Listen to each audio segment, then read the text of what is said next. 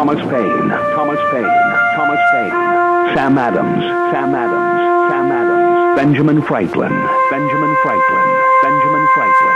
These men spoke up for what they thought was right. From their courage came such documents as the Declaration of Independence and the Constitution of the United States. From their willingness to speak what was sometimes unpopular but right, we enjoy such liberties as freedom of speech, the right to keep and bear arms, and freedom of religion. There are those who still wish to oppress our freedoms, and there are still patriots willing to stand up and defend life, liberty, and the pursuit of happiness. Men like Zeb Bell, who honor our founding fathers and what they stood for. It's now time for Zeb at the ranch, speaking up and defending your freedoms. Brought to you by Magic Valley Les Schwab Tire Centers and all of the other great advertisers on the program. And now, Zeb Bell. This is completely crazy. If a 7-year-old boy can be thrown out of school for simply saying his teacher's cute, but then again, hosting a sexual exploration or diversity class in grade school is perfectly acceptable, then we might live in a country run by idiots, and I'm beginning to think we do. Good morning, everybody. Here comes Kate Smith, and God bless America, followed by a patriot with our Pledge of Allegiance on a Wednesday.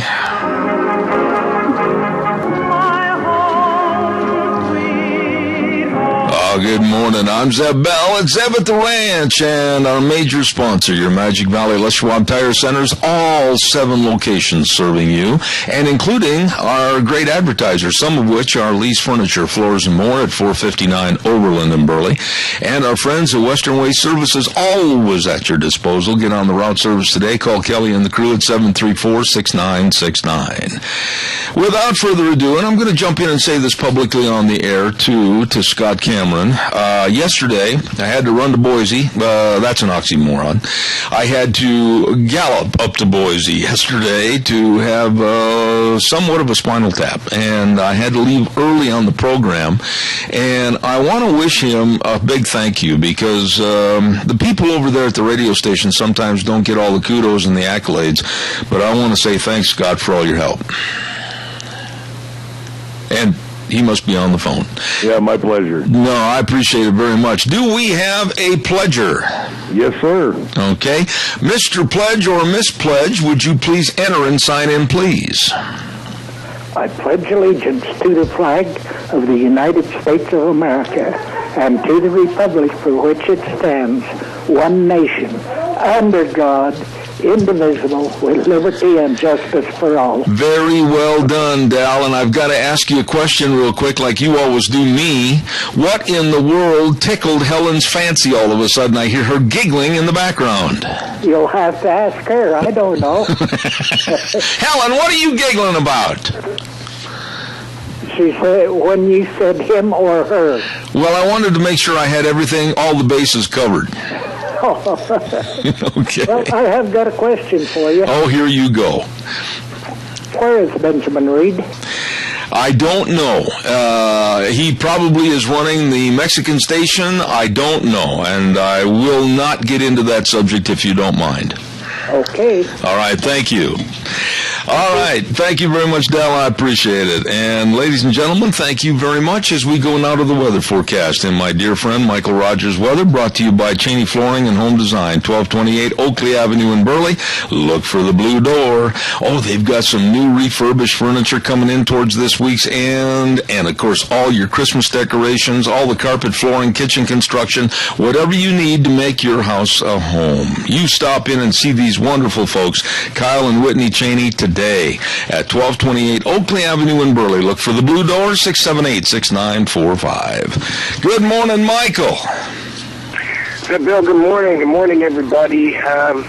Let's get to this storm coming here. And the reason why I'm pressing on is that I gave you the information yesterday on what it's going to be. And after folks in our business, we have a tendency to get a little bit preachy, trying to get our point across. Thank goodness I don't have to do that on Zeb at the Ranch. Because of the simple fact, I'm going to pass on the information to you, and you know exactly what to do with this. Where am I going with this? Well, folks in the Magic Valley like to travel. We like to zip up and down 84 like I don't know what, and going up to Boise and going down to Snowville, Utah, and over to Pocatello. So if you're going to be traveling as you work your way toward the weekend, be advised that the storm that I was talking about yesterday, you're going to get rain out of it. But any place outside the Magic Valley, you could be running in the snow. So we just want you to be careful. It's a pretty nasty storm coming through here. The good news is for the storm and for you and folks in the Magic Valley, you'll come out of it on Sunday. You're going to have a nice day on Sunday. So let's get to our weather. Nice day for today. It's going to get cloudy tonight, rain tomorrow all the way through Saturday night, and you come out on Sunday. Daytime highs will be in the upper 50s still, with the overnight lows right around freezing. Enjoy the weather. Still the weather you got. All right, Michael Rogers. Thank you. Michael, if you're still listening, give me a call sometime. I need to visit with you about Christmas. Don't forget Cheney Flooring and Home Design. Absolutely bringing you Michael Rogers weather. 1228 Oakley Avenue in Burley. Look for the blue door. Don't forget to call them 267-86945. Cheney Flooring and Home Design. We've got a lot of things to do, and I have a very, very serious topic that I want to talk about this morning, kind of a continuation of yesterday. You'll understand why in just a few moments. I want to remind you tomorrow is a big, big day for us, and it takes a team, and boy, I've got a team. Deanne and Scotty and Gina, I appreciate everybody that works on my team. We're going to be over at Valleywide Home and Ranch, 910 South Oneida tomorrow for our entire remote broadcast for their Christmas celebration. Now, here's what makes a remote successful. People. And I want you to come by Valleywide Home and Ranch and check out all the in-store buys. We're going to have free cinnamon rolls over there tomorrow morning, bright and early. And Ken Mort's going to be singing Christmas carols. I mean, it's going to be Christmassy, so come on by Valleywide Home and Ranch tomorrow morning at 8 o'clock. I'll be there till 11, and then we'll all go to lunch bunch. Oh, my goodness, it's going to be a big day. Valleywide Home and Ranch, Merry Christmas. You stop over tomorrow. We got a lot of things to mention, and oh, by the way, lunch bunch at Denny's restaurant. I'll give a plug for that right now. We're going to be over there also at 11:45 tomorrow. It's our combination Thanksgiving and Christmas lunch bunch, and we want to thank Smith's Food King, Walmart, and Hanson Mortuary for all their support of our gift certificates for the drawings. And I will buy lunch to the person that has the so-called ugliest Christmas sweater on tomorrow. I wish I had the one that my Aunt Millie gave me back in Wisconsin. And everybody, oh, it's so cute. Oh, you just look so cute in your sweater. And then they'd pinch your pudgy little cheeks and it would hurt and you'd get mad and you wanted to burn that sweater. Well, it wouldn't fit now. It didn't fit that good then. But I wished I had that to just show everybody. It had to rank in the top 10 ugliest Christmas sweaters ever made to mankind.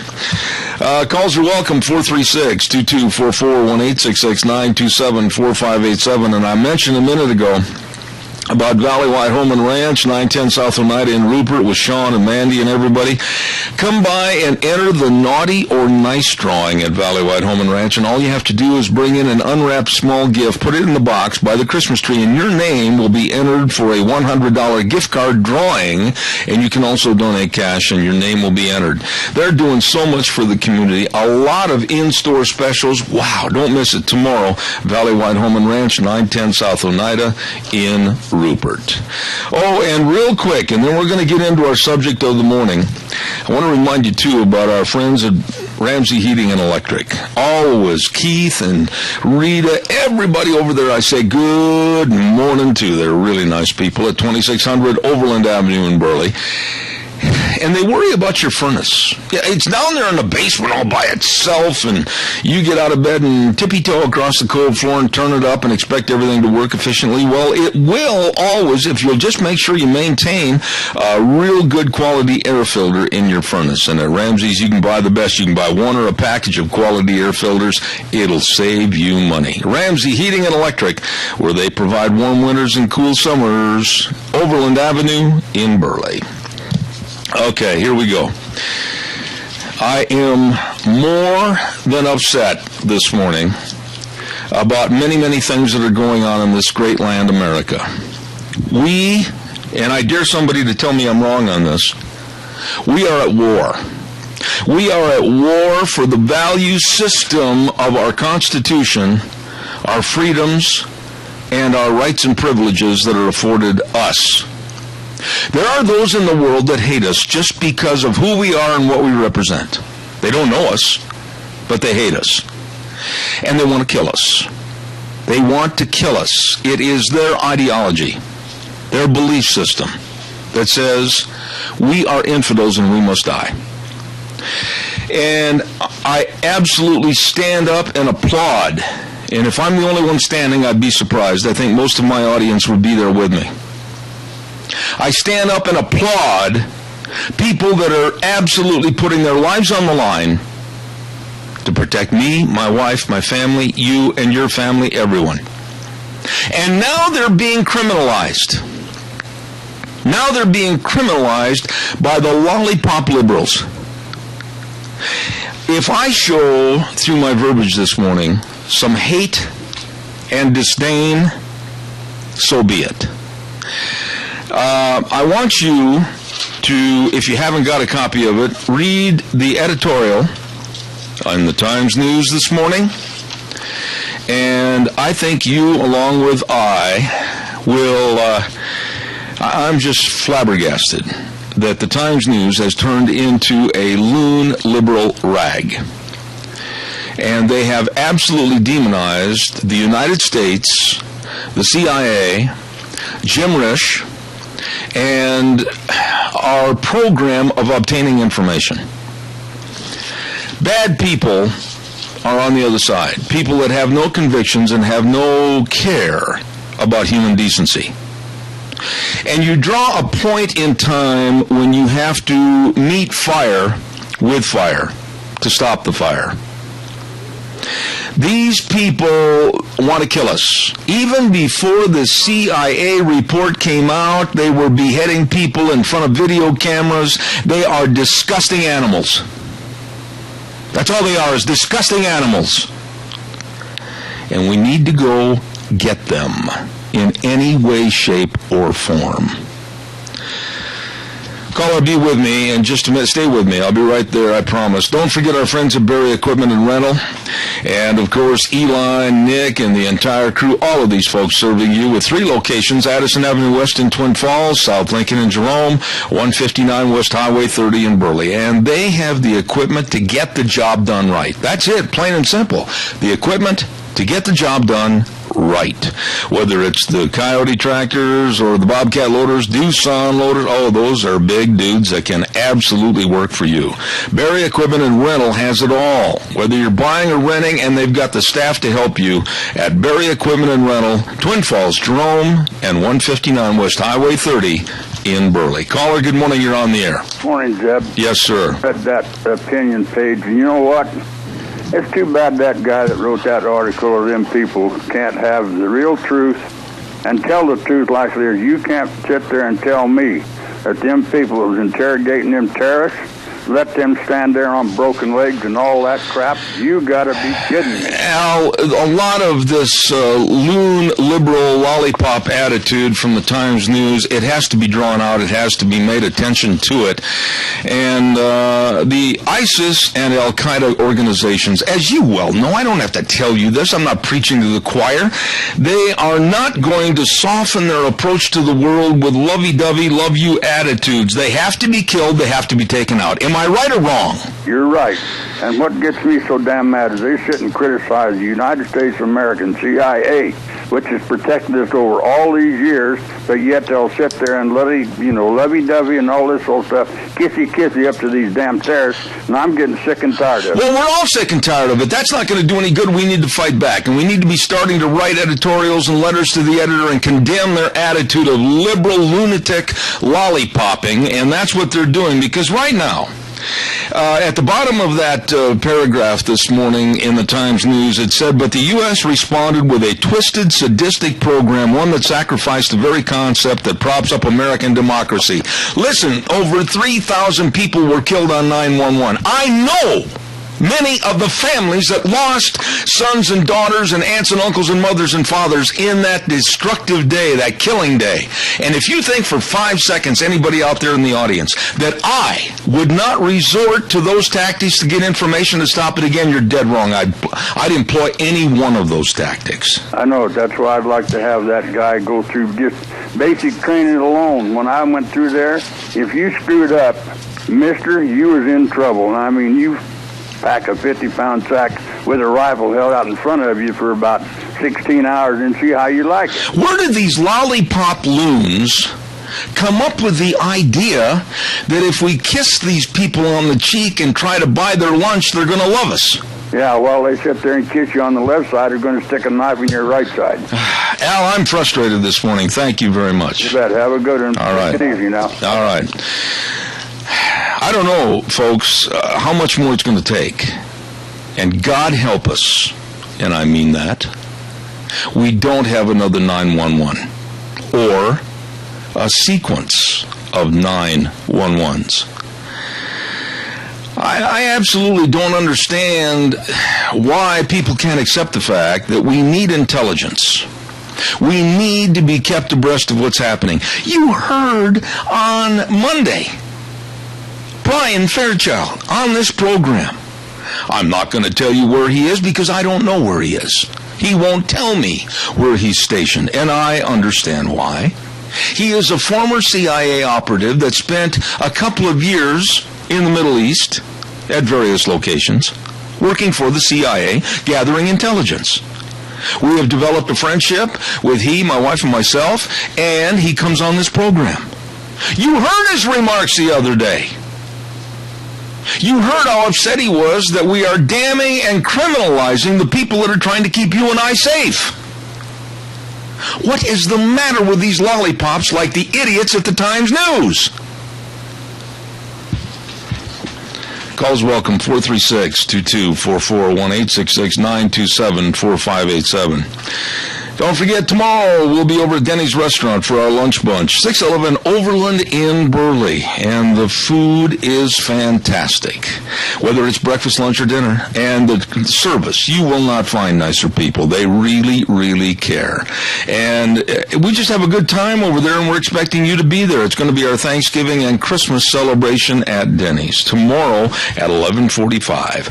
And there's something else tomorrow that's going to happen on the radio. We're going to give away another certificate to a Denny's Build Your Own Grand Slam breakfast. Oh, be listening at about 9:07, 9:08 for the question, and we'll give you a certificate that's good for either the location at 611 Overland in Burley or the new one on Pole Line in Twin Falls. Denny's Restaurant. It is delicious. Caller, I'll be right there. Don't go away, I promise. Just bear with me a quick second. I've got to do just a couple of more things here real fast. Want to remind everybody about our friends over at Quali's. My goodness, Quali's Electronics.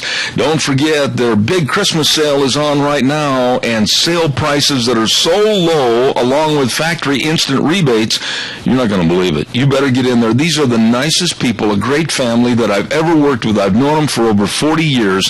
They are phenomenal. Quali's Electronics, 1730 Kimberly Road in Twin Falls. Bruce and Steve, Mel, everybody waiting and willing to help you for your Christmas shopping, and they are open 9 to 7 Monday through Friday, 9 to 6 on Saturdays. Quali's Electronics, Kimberly Road, Twin Falls. Good morning, caller. You're on the air. Yes, good morning, Zeb. You know, Dianne Feinstein has her head buried in a dark place. You're not going to get an argument from me. People in Christmas time are planning on buying erector sets and iPods and all this good stuff for our children. These terrorists over there are training their kids to kill Americans. What she's doing is throwing sand in the eyes of the CIA, and that's about the only barrier we have between terrorism and attacks in this country. Yeah, but wait a minute, Tony. Let's go to the top floor. Let the elevator run up to the top. And you know where we stop? The Oval Office with Obama. He is no better than Feinstein. As a matter of fact, he's one that came out and berated the study and said that that's not the American way. Listen, Tony, you've been around this God's great earth for a long time, and you know as well as I do, you're not naive. We have to get the information to stay safe in this crazy, wacky world, and how we get it, we better get it to keep families safe and alive in America. You know, North Korea and China and Russia's equivalent of the CIA's, there's no holds barred with these people. And you get people like Dianne Feinstein who's putting us in danger, more and more danger. A couple of years down the road, we're going to have the same problems that they're having over in Iraq. Amen. And all over the place. Amen. And I'll tell you something that really scared me this morning at 4 o'clock.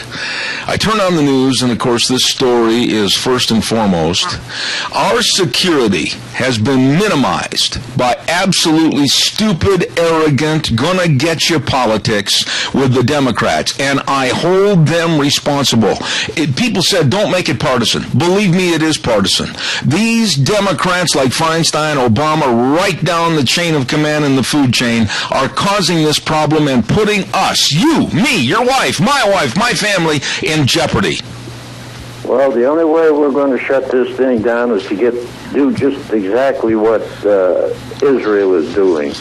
There's no holds barred over there. They get hit, they return to hit. Well, I'll tell you something. We could learn a lot about even preemptive strikes from Israel on how to shape up the region and keep them on their toes. I got to run, Tony. God bless you, man. I appreciate it. Thank you. Caller, I'll be right there. Don't go away. I want to remind everybody real quick. I promise I'm coming. Gary Shorsman has excellent books. That's it, plain and simple. I know Gary's listening this morning. That man has more talent on the end of one of his fingernails than most of us have. He is so talented at writing great historical books for this area. His fantastic books for history buffs are on sale right now at the bookstore on the square in Rupert and the Minidoka County Museum. These are excellent keepsakes for generations to come and excellent Christmas presents. Gary Shorsman and his books at the bookstore on the square and Minidoka County Museum. You get yours today. Good morning, caller. You're on the air. Good morning, sir. Yes, go ahead, sir. Yes, I believe that there's an agenda to weaken our country, our values, our Christian belief. There's an all-out attack in destroying our country. And this belief in this document is ban on destroying our country. Let me ask you. Be very careful of what's going on. I believe this is an attack. Yeah. We're constantly being attacked by the liberal left. Yeah. Everything, media, you name it. Let me ask you a question, sir, please. And I do not mean to be rude to you. I value your friendship and your call. May I ask, how old are you, sir? I'm 73 years old. Okay, you and I are about 6 years apart. I know you love your family. Sometimes I feel longer than that. I know, believe me. I know you love your family. I know you love this country. But we have to play with the bad people in the world, and we cannot play to lose. We have to play to win if your family's going to survive and my family's going to survive. And to criminalize the CIA and what they've done to keep us safe since 9/11, I find that appalling. I find it appalling, too. I found it, everything is almost like there's an agenda in destroying everything you stand for. Our values, our Christian beliefs, everything. And I believe that the church has a lot to do with it, too. I believe that the church, I believe it started about the 60s, when they came out with the hippie movement, was the outset of all of this. I believe it goes back to that. I believe Eisenhower was the last great president. And it was him, and from then on we had Kennedy and Johnson, and everything is going in what direction? The decline of this country. I believe that the church has taken the same lead, by trying to make everybody a friendship. This Pope is trying to make everybody a of the same faith are one united. We can't have that. Yeah. Religion is designed to separate mankind. Absolutely. You know, someday... If you don't believe that religion is a bad thing, look at the religion of Islamic and any other kind of religion. I agree. But it is declaring that it is supposed to be one people united. It can never be. That's right. God himself, if you were to read the Bible, everything would be... Your morning. I agree with you, sir. I apologize for that music blaring in on us, but I thank you for your call. Someday, please, stop into the studio, and I'd love to have you on the air direct so I don't have to just do it on the phone. God bless you and Merry Christmas. Thank you so much. I think I lost him. We had kind of a burp there, and I don't know what happened, but to that gentleman that was just calling, and this is to him if he's still listening, I'm sorry about the cutoff, and I appreciate your call. Please call me back again. I'll look forward to it. It's time for the Capital Press Ag Minute, and it's brought to you by Pacific Steel and Recycling, 320 West Main in Burley. Don't forget, bring in 2 canned or non-perishable food items and get $10 more per ton for scrap iron, 5-cent bonus on aluminum. They really want to help the community. They want to help those that need help. Helping hands for the holidays. Pacific Steel and Recycling. And right now, here's the Capital Press Ag Minute. The Capital Press Ag Minute is brought to you by OnlyAg.com. Increasing transportation funding to maintain Idaho's roads and bridges will likely be one of the main issues during the 2015 Idaho legislative session, which convenes in January. During Idaho Farm Bureau Federation's 75th annual meeting, IFBF officials also told members that an effort to compel the federal government to transfer ownership of public lands in Idaho to the state could garner a lot of attention. The governor's transportation task force says $260 million more a year is needed to maintain the state's transportation infrastructure, and it's likely that proposal will emerge during a session that seeks to raise some of that money, says Dennis Tanakuni, IFBF's Assistant Director of Governmental Affairs. To receive instant, exclusive, unlimited access to the West Agricultural News Source, register your account today at CapitalPress.com. Thank you very much, CapitalPress.com, and brought to you by some really, really good folks, and it's my pleasure to announce them on our program, Pacific Steel and Recycling, 320 West Main in Burley. Number to call, people that are helping the community, Pacific Steel and Recycling, 678-2321. Calls are welcome and appreciated, and it's funny sometimes. I don't mean funny, ha-ha. It's odd that when you get into a subject like this, some people want to not get involved. They don't want their voices heard, and I can't understand why, because this is a very, very serious subject. And I'm going to say this, and then I'm going to take a little short commercial break here. I believe, and I mean this, I've thought about it all evening long. Believe me, on the trip back from Boise yesterday, I thought about it in its entirety. I condemn, and I use that word condemn, I condemn for their treasonous attitudes towards our country and the people that are trying to keep our country safe. I condemn Dianne Feinstein. I condemn all the way to the top floor Barack Obama. I am so afraid, and I keep going back, and this is a personal note right now. I keep going back to my friend back in Long Island, New York, that is a police officer. He's retired now. But my wife and I met him at an event in New Jersey years ago. And it was right before 9/11. And he was a police officer, and his son was studying to be a lawyer. And we developed a friendship with him while I was announcing part of the equestrian games that were going on in the New Jersey area by Newark. And we'd have dinner together and visit about politics and everything. Well, his son was killed in his office in the Twin Towers. And I remember calling him afterwards, and I remember telling him how sorry we were and everything. And I remember his words when he said, "We can't ever let this happen again. We can't ever be ill-informed or non-informed about what the bad people are trying to do to us in this country." And then you turn around and see this idiocy and incompetency by these lollipop Democrats releasing information that will do harm to us. and American citizens. And I condemn them. Calls welcome, 436-2244, 1-866-927-4587. I am not in a good mood this morning, and it would be best if the Times News did not call.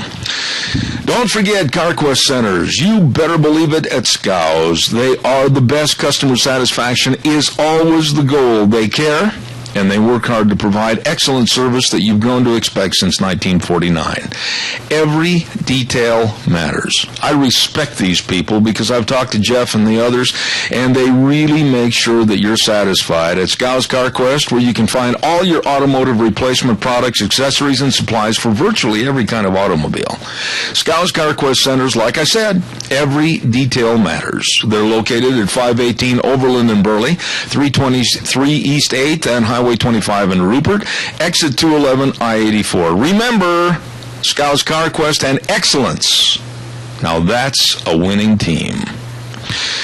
Calls are welcome and appreciated. 436-2244, 1-866-927-4587. And by the way, the wonderful, wonderful people with BAMA, Burley Area Merchants Association, shop locally. They've got great stores in there in Burley area to do all your Christmas shopping. I'm telling you, folks, there's no need to run here, there, everywhere, waste all kinds of gas and time. No, you've got merchants right here that are supportive of you, so be supportive of them. Support your friends and neighbors who own local businesses. Shop them first before taking your money out of town. BAMA, Burley Area Merchants Association, wishing you a very Merry Christmas. Good morning, caller. You're on the air. Yeah, good morning, Zeb. It's really sad that our educational system has produced the likes of a John Alexander, but I can guarantee you all of the colleges are just so loaded up with the socialists, the Jonathan Gruber types. And I experienced that over 40 years ago going to college, that there's no room for conservatives. But, you know, the problem is they're doing everything they can to destroy this country. And the main purpose of our elected people, and especially the president, is to protect life and property. And what they're doing with this release of this unsighted report that, you know, really was just the Democratic opinion report, cost us $40 million, is just to destroy the security of this country. Adrian, there is no way that I want to see you put in jeopardy. There's no way I want to see my wife, my neighbors, my children, anybody put in jeopardy. But right now they've opened the door. They have opened the door of a very treacherous room to where the bad guys know that they can do whatever they want and there will be virtually no retribution against them if they're captured. Well, in the same way with the police departments now, with Eric Holder's new so-called anti-discrimination policy. So the bad guys can do whatever they want, and if you're a black guy particularly, you know, they know they're going to get away with it. They know that if they holler out, "I can't breathe," nobody's going to touch them. Yeah. I mean, it's really sad, our country, but folks, we've got to get on to our representatives to fight this, and they just sit back and we don't hear much from them. Now that right there is the key. And I am so incensed this morning. I was supposed to have United States Senator Mike Crapo on my program. I've waited patiently to have him on my program, along with Jim Risch. And I'm getting impatient because I was canceled again today. I know he had to be on the Senate floor, but we could have arranged another time a little earlier. I demand, and Adrian, I don't want you to be offended and sound like I'm trying to be ego-centered. I demand that they call and talk to you. Well, the whole deal is, you know, here we have a president that has a phony Social Security number issued to somebody, the dead person that was in Connecticut. He's not a citizen. He's a Muslim, and that's his religion. and he's doing everything he can to help his people. I got to run. I got more calls. I got more calls stacked up, Adrian. I appreciate it, but God bless you, man, and Merry Christmas. Thank you so much. You bet. Thank you. Thanks a lot. Bye. Thank you. Caller, I'll be right with you. Don't forget Sophie's Chatterbox, 530 East Street on the square in Rupert. Oh, they've got a bakery over there that's so good. Wedding cakes, cookie bars, homemade bread, delicious cinnamon rolls. Have you seen the scones that they make over there? Oh, I wish that wasn't on a diet. They're delicious. Sophie's Chatterbox, absolutely a wonderful place, and she's going to be providing our cinnamon rolls tomorrow morning over at Valleywide. Wow. 530 East Street on the square in Rupert. Good morning, caller. You're on the air. Good morning, Zeb. Hey, I've got a quick question for you. It seems to me that a few years ago, wasn't it Dianne Feinstein? We were having a problem with the Chinese and then with us, whatever, and she got on the air right away saying, oh, it's not our fault, not my fault, because her husband had a big contract going on. All politics, yeah. Yeah, no, look, I'm so glad you called. I'm not going to apologize for my attitude and my verbiage this morning. I wouldn't do that, because if you're going to be an honest talk show host, you should keep your mouth shut if you can't talk about the way you feel. Yeah. I am extremely upset this morning, and there is no way in the world I will apologize for my remarks, because I am absolutely backing the fact that you and your family need protection. Me and my family need protection, and there are bad people out there that will go to any level to kill us. And you know what? To the people that want to help fight for us and go get the bad guys and get the information so that you can get up in the morning, drive to work, go home at night and see your wife and kids, I salute them, and I'm not going to criminalize them. Oh, you're right, Zeb. You're 100% on this. Absolutely. God bless you for your call, sir, and Merry Christmas to you. Yeah. Thank you so much. I appreciate it. You bet. Thank you. You know, the Times News is attacking Jim Risch. And basically, because of my stand, they're attacking me also.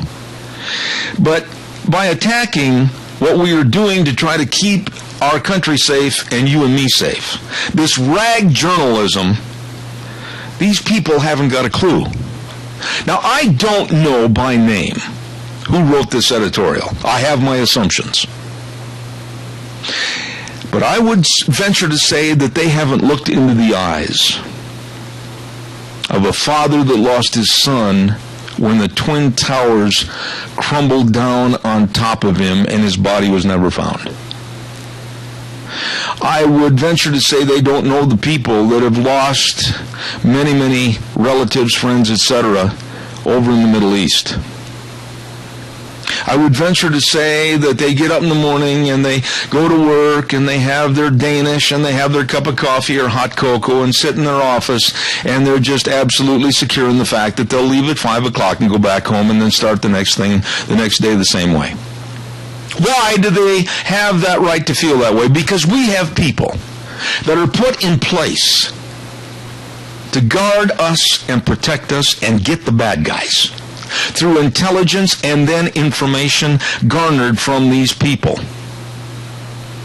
I said it yesterday, and I'm open for condemnation. I got big shoulders, I can take it. I say protect us while we're at war with really bad people, and get the information any damn way you can. Don't forget our friends at Burley Physical Therapy and Rehabilitation, 1263 Bennett Avenue, Suite 2 in Burley. What can I say? Just call them for an appointment, and absolutely you will be best served to getting back to feeling like you. Nick Greenwell is absolutely excellent, as is his whole staff. I mean, he has a staff of people that are so professional, so highly trained. They know all the exercises. They know everything they can do to help you get back, like I said a minute ago, to feeling like you. Call them, 678-1191. 678-1191. Burley Physical Therapy and Rehabilitation, 1263 Bennett Avenue, Suite 2 in Burley. They are the best. Calls are welcome. Don't chicken out on me, folks, please. Let your opinions be heard. This is very serious stuff, and we need to make sure that our voices are heard. That's the whole problem today. We're not speaking out and not speaking loud enough. Merry Christmas wishes go out from our friends at Butte Irrigation, 116 South, 600 West of Paul and Kimberly Road. Oh, they're your Zomatic dealer. And they've been serving you for over 35 years for all your irrigation needs. They will get you wet. And that's Butte Irrigation wishing you a very Merry Christmas. Along with Vicky's Country Gardens, 185 South, 600 West of Paul. Love this lady. She has just always been helping and very helpful to the community, and she's got some great ideas. At Vicky's Country Gardens, get some gift certificates for stocking stuffers for next year's gardening. Excellent. Vicky's Country Garden, Merry Christmas. And Mount Harrison Audiology at 1218 9th Street, Utah 2, right across from the Minidoka Hospital Emergency Room. Number to call to check your hearing and make sure you're not missing anything. 312-0957. 312-0957. And enjoy greater speech, understanding, and more natural sound. Have your hearing checked at Mount Harrison Audiology. Wishing you and yours a very Merry Christmas. All right, give us a jingle on the landline, 436-2244, 1-866-927-4587.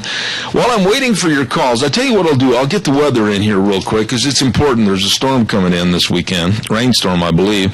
And the weather's of this hour with Michael Rogers Weather is brought to you by Mad River Laser, 502 East Street in Rupert, with the very best of everything for the promotion of your business. And then, of course, maybe your sports team, whatever. She can do everything. Yes, and she has custom made wooden Christmas ornaments that are really nice. I know. And also wooden business cards. Really nice. I know. I got some. And, of course, all the sweatshirts, T-shirts, and the pins and the caps and everything, engraving on mugs. You're going to love this store. You're going to love these people. Mad River Laser, 502 East Street in Rupert. Here now, Michael Rogers Weather. Hello, everyone. Michael Rogers for Zeb at the Ranch. I talked about it yesterday, and this is the part where you see a situation and folks like me who do the weather or any media stuff, we have a tendency sometimes to get kind of preachy. And it's a normal thing. It just comes with the job. Where am I going with this? Well, you got a pretty good-sized storm. You're going to get rain out of it. Folks traveling, and folks in the Maggie Valley, I mean, they do quite a bit of traveling back and forth, heading up towards Seattle and San Francisco and Sacramento. That storm is going to bring a lot of snow to the higher elevation areas. But for the Magic Valley, you got rain coming out of that. So that being said, what's happening for today? You got a nice day for today. It's going to carry over into tomorrow, and then it's going to start raining tomorrow, and it's going to continue to rain all the way through until Saturday night. Sunday, you guys just got yourself a nice day. Temperatures for today. Temperatures for a daytime high in the upper 50s, about 56, 57, overnight low 32. Enjoy the weather. It's the only weather you got. Thank you very much. Michael Rogers Weather brought to you by Mad River Laser. Love this store. 502 East Street in Rupert. You stop in and see Nicole today. Calls welcome, 436-2244, 1-866-927-4587. Again, we'll be over at Valley White Home and Ranch tomorrow, all for our broadcast on Christmas. You bet. It's going to be a fantastic Christmas broadcast tomorrow at 910 South Oneida in Rupert. Come on by. Come on by and say hi, would you please? And we're going to have free cinnamon rolls there as long as they last. And believe me, last year, they were almost gone in a hurry. You better get over there. And Ken Mort's going to be singing Christmas carols and everything. Just a good country Christmas at Valley White Home and Ranch tomorrow. Don't miss it. All right, calls are welcome and appreciated. We are in a real precarious predicament right now. We're at war, and the simpleton Democrats are apologizing for our securities. Our armies are at risk right now. Anybody that is overseas is at risk. And quite frankly, they have raised and elevated the Homeland Security threat for us after the releasing of this report that did not have to be released and should not have been. Our enemies are relishing what's happening here. They're sitting back and they're going, "Oh, America, you have done it again.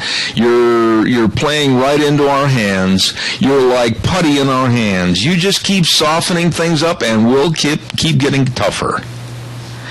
And our allies are sweating bullets. They don't know if they want to be associated with us anymore or not, if we're going to turn tail and run. Or open up the book of discovery and say, yeah, you were involved, and just basically criminalize them. This morning, the FBI, as I said, has extended the warnings here in this country. And they're really concerned, that's the word they used, about an increase possibly of homegrown terrorism. Homegrown terrorism.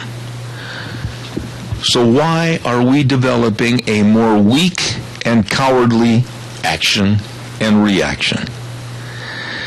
Like I said a few minutes ago, the bad guys know that if they're caught, basically they're going to get a slap on the wrist, even if that, 3 square meals a day. They're going to have the room with all the comforts of a Holiday Inn, and basically their demands will be met, or they will yell, brutality, brutality! I've had it. These are animals. These are animals that would sit someone down in front of a video screen and then slice their heads off. And we need to know who they are, what they are, and where they are, and eliminate them. Calls welcome, 436-2244, 1-866-927-4587. You know, many of you probably are already about 3 jumps ahead of me on the Monopoly board, but do you remember about 2 years ago, the Islamic leader that stood up in front of an ABC interview and said, well, it won't be long before an Islamic flag flies over the United States. I wonder how prophetic that is.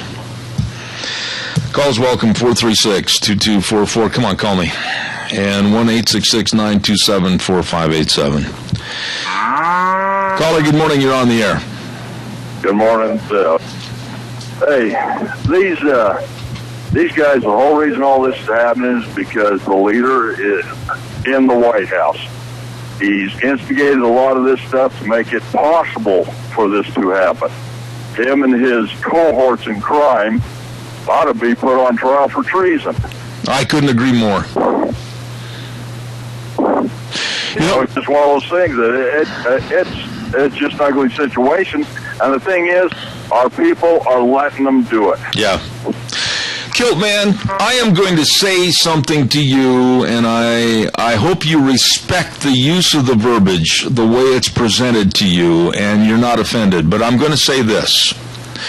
We, the United States, have been, with this report, we've been criminalized and minimized by the loony lollipops in this country, including our own rag here in this area, the Times News.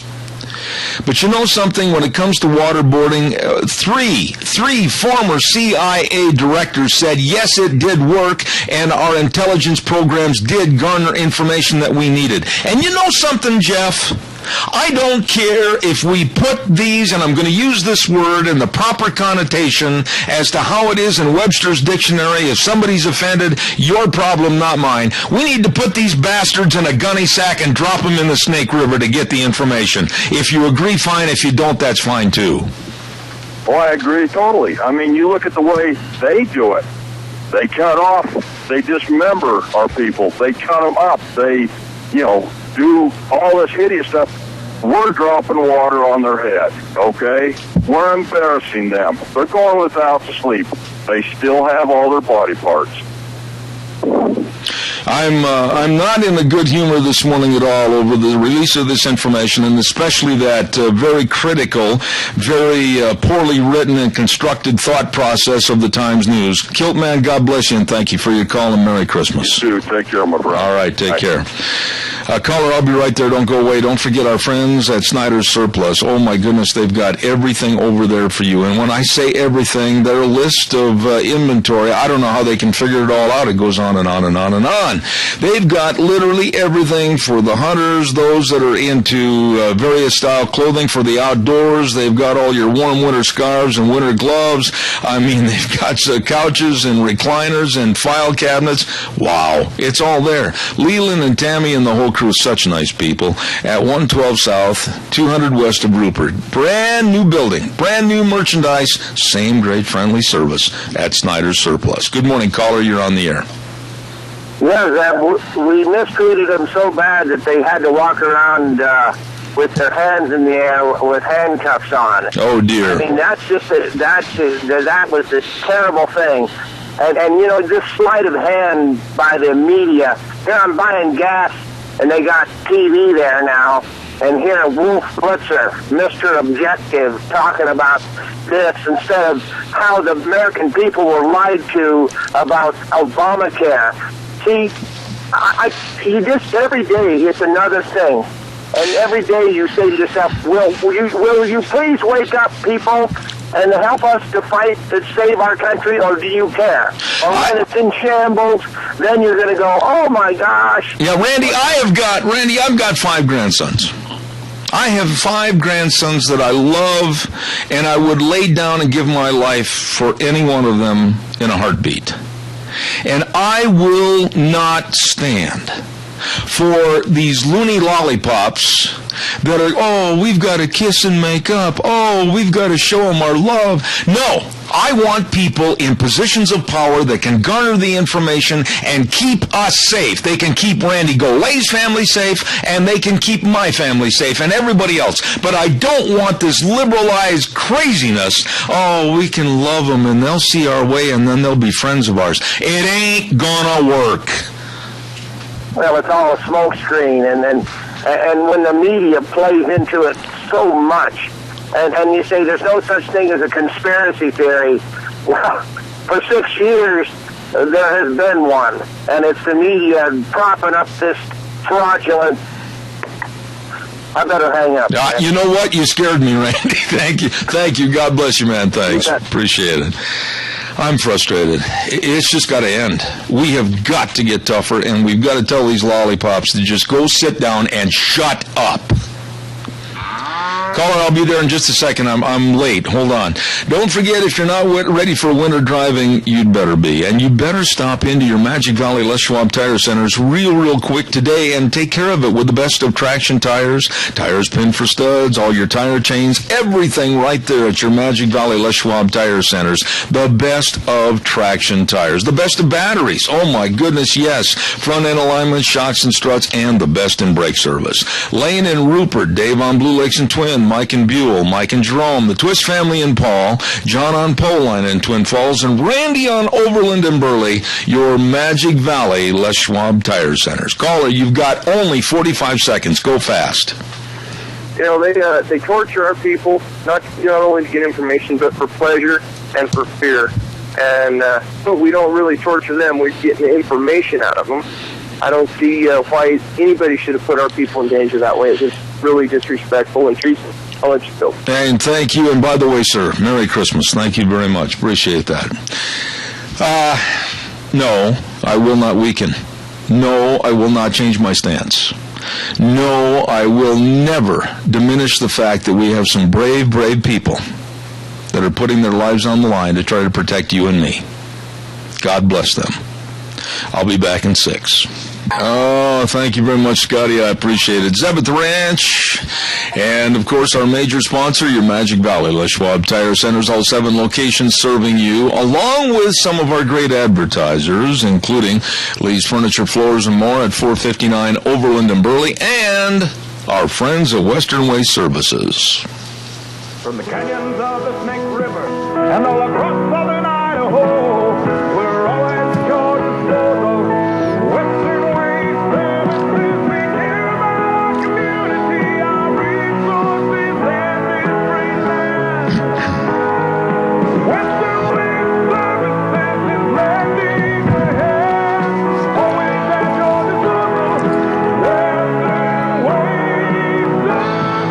Well, Western Waste Services always at your disposal, and I mean that. I even do a television ad for them stating such. They are always at your disposal, getting rid of your garbage. And, of course, they've got all the dumpsters in various sizes to fill up out of your garage, your basement, whatever, and then call them and say, please come get my garbage, and they will. They're excellent. Get on the route service, too, like we have been. They take care of you. 734-6969, Western Waste Services. You call them today. Don't forget tomorrow, big day. We're going to be over at Valley White Home and Ranch, 910 South Oneida in Rupert for our big Christmas celebration remote broadcast. And, of course, we're going to have free cinnamon rolls over there in the morning from Sophie's Chatterbox. Delicious. All kinds of great in-store specials, and Ken Mort's going to be singing Christmas carols. Come on by. That's going to be at Valley White Home and Ranch tomorrow, 910 South Oneida in Rupert. Also, want to say thank you to Joel Heward, manager of Hanson Mortuary, 710 6th Street in Rupert. I can't remember the last time that they haven't been a part of our lunch bunch and helping with the gift certificates and everything. They're just such nice people, and the community involvement is absolutely excellent. These are wonderful people that are serving you with the highest ethical standards with unquestioned integrity. And when there's the passing of a loved one, please remember, they'll be there to help.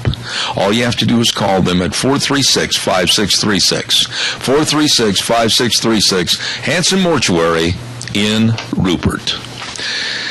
You know, I have a lot of friends I've been blessed with all across this United States. Many, many dear friends, some of which I have never met face-to-face and shaken their hands. And this gentleman is one of those. And I know beyond a shadow of a doubt that if I called and said, hey, Doug, I need you to do this, that, or the other, he'd jump right in with both feet and not test how deep the water is. And that's what I think of this man. Doug Johnson, good morning to you. How are you? Well, I'm good, Zeb, and I'm flattered. Thank you for the nice compliment. That feeling is very mutual, believe me. Well, I'll tell you what, you're a blessing to have on this program, and I do have a question for you before we even get started.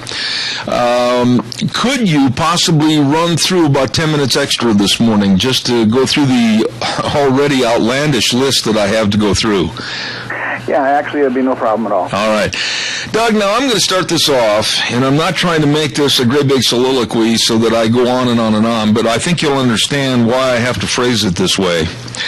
I am absolutely livid because the Democrats released that terror report, and it's going to do much damage and damning of our government, our leadership, former CIA directors, and people that are now going to be called criminals that were living day by day, 24/7, trying to keep us safe.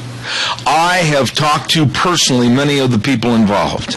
I know many of the people that lost loved ones on 911, that when the towers crumbled, their bodies were never found.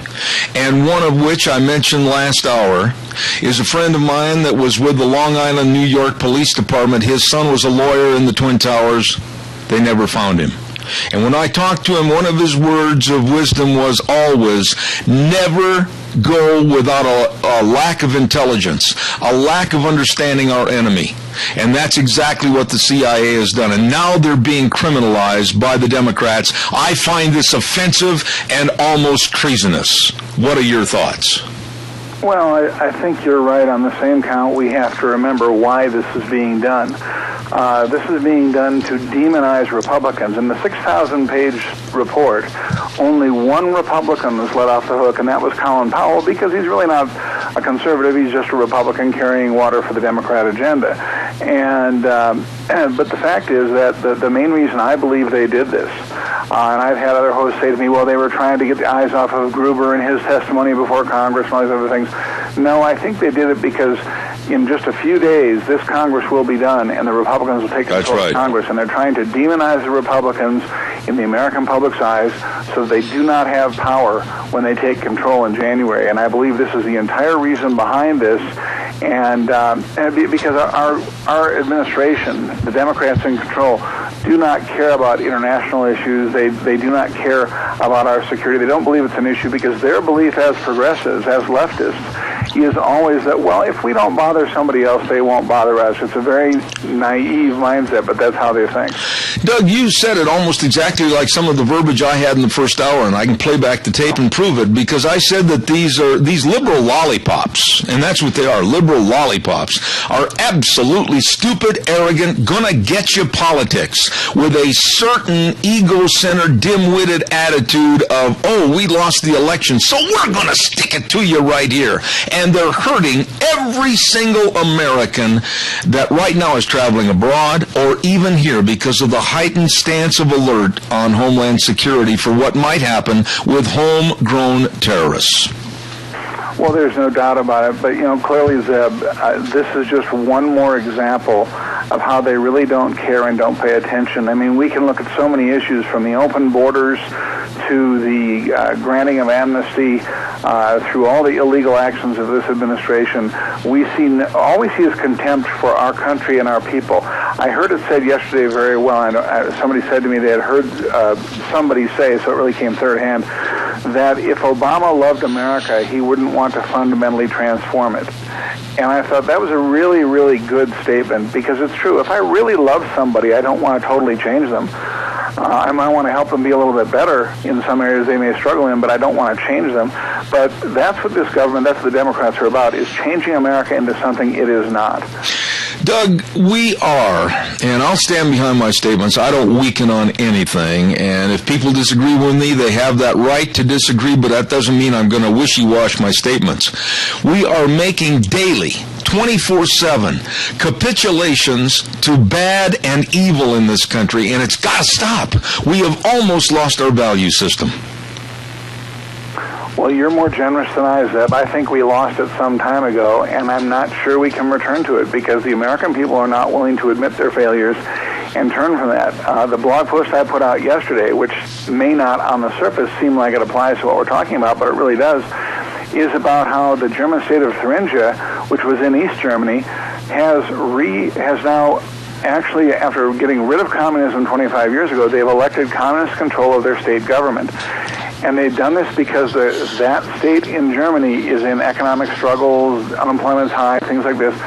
And they're doing exactly what's happening in America, and has happened already in America by the election of all the communists, the progressives, like Barack Obama, to government in America. These people dangle out little promises, and people who are hurting financially, people who are hungry, people who are struggling say, oh, good, the government's going to help me.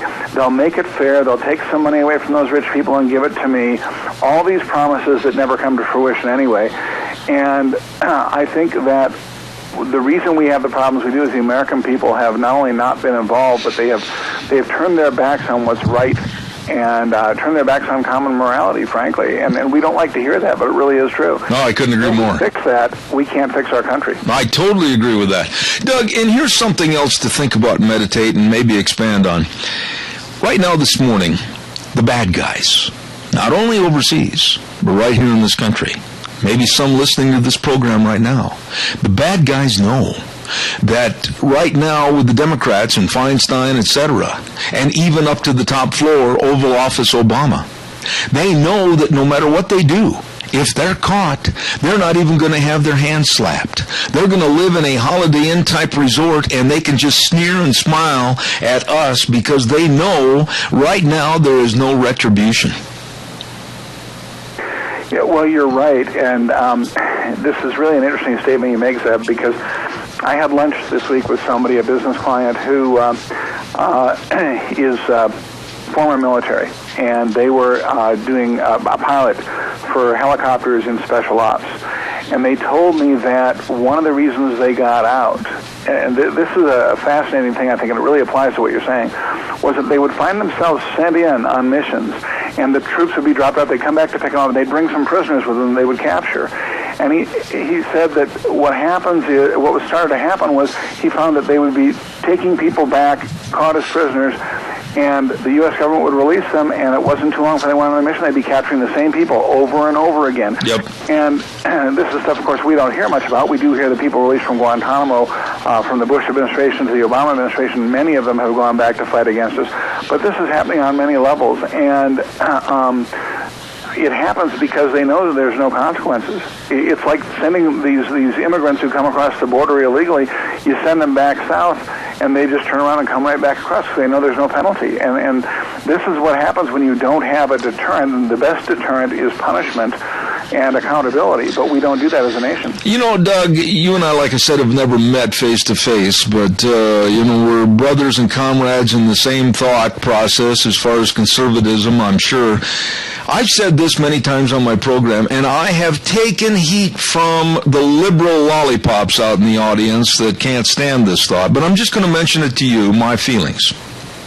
I honestly said yesterday again that when it comes to protecting my family, when it comes to protecting my neighborhood, or doing whatever I can as a one man trying to protect people, if I had the option and there was the availability of capturing any one terrorist that knew where he was going to blow up a school, knew where the bombs were going to go off on a big bridge to just kill literally hundreds of people, I would do anything, and I underline the word anything, to get that information. Whether it starts with his fingers, his toes, it doesn't make any difference to me.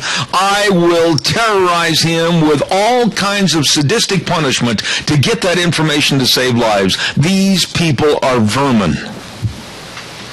Well, and I think most Americans would agree with you. I think that Americans are tired of weakness, not just in the decisions that are made on an international scale, but just in the handling of the people who come against us. And Americans are amazing at people who are willing to change. We're amazing at forgiveness. When you look, for example, to World War II and what our enemies did to our soldiers and who were captured, and the terrible things, the Bataan Death March the Japanese did, and the treatment of prisoners by the Germans, and so on. Yet when those people after the war were willing to change, we befriended them. So it's not like we're vindictive as a nation. We don't go out looking for ways to harm people. But when something like happened on 9/11 happens, and you see a threat of something else bad happening like that, or even on a smaller scale, I think most Americans would agree with you, Zeb, that there really are no bounds to what should be done to get the information to protect our country and our people. Doug, may I ask your indulgence? You've been in the radio business long enough to know that we have to pay bills. Can I have you stand by for 60 seconds, please? Absolutely. Go make some money. Thank you, sir. Merry Christmas wishes go out this morning from our dear friends at Ramsey Heating and Electric at 2600 Overland Avenue in Burley. They've been in business over 57 years with warm winters and cool summers, serving you at Ramsey Heating and Electric in Burley. Merry, Merry Christmas.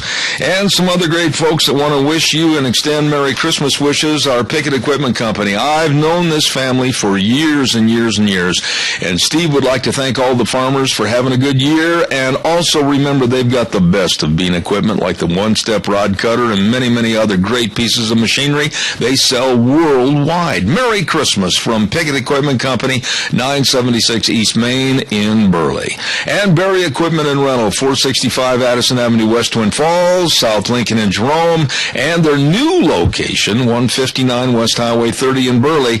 Whether you're buying or leasing, the best of equipment is at Berry Equipment and Rental, and they wish you and yours a very Merry Christmas.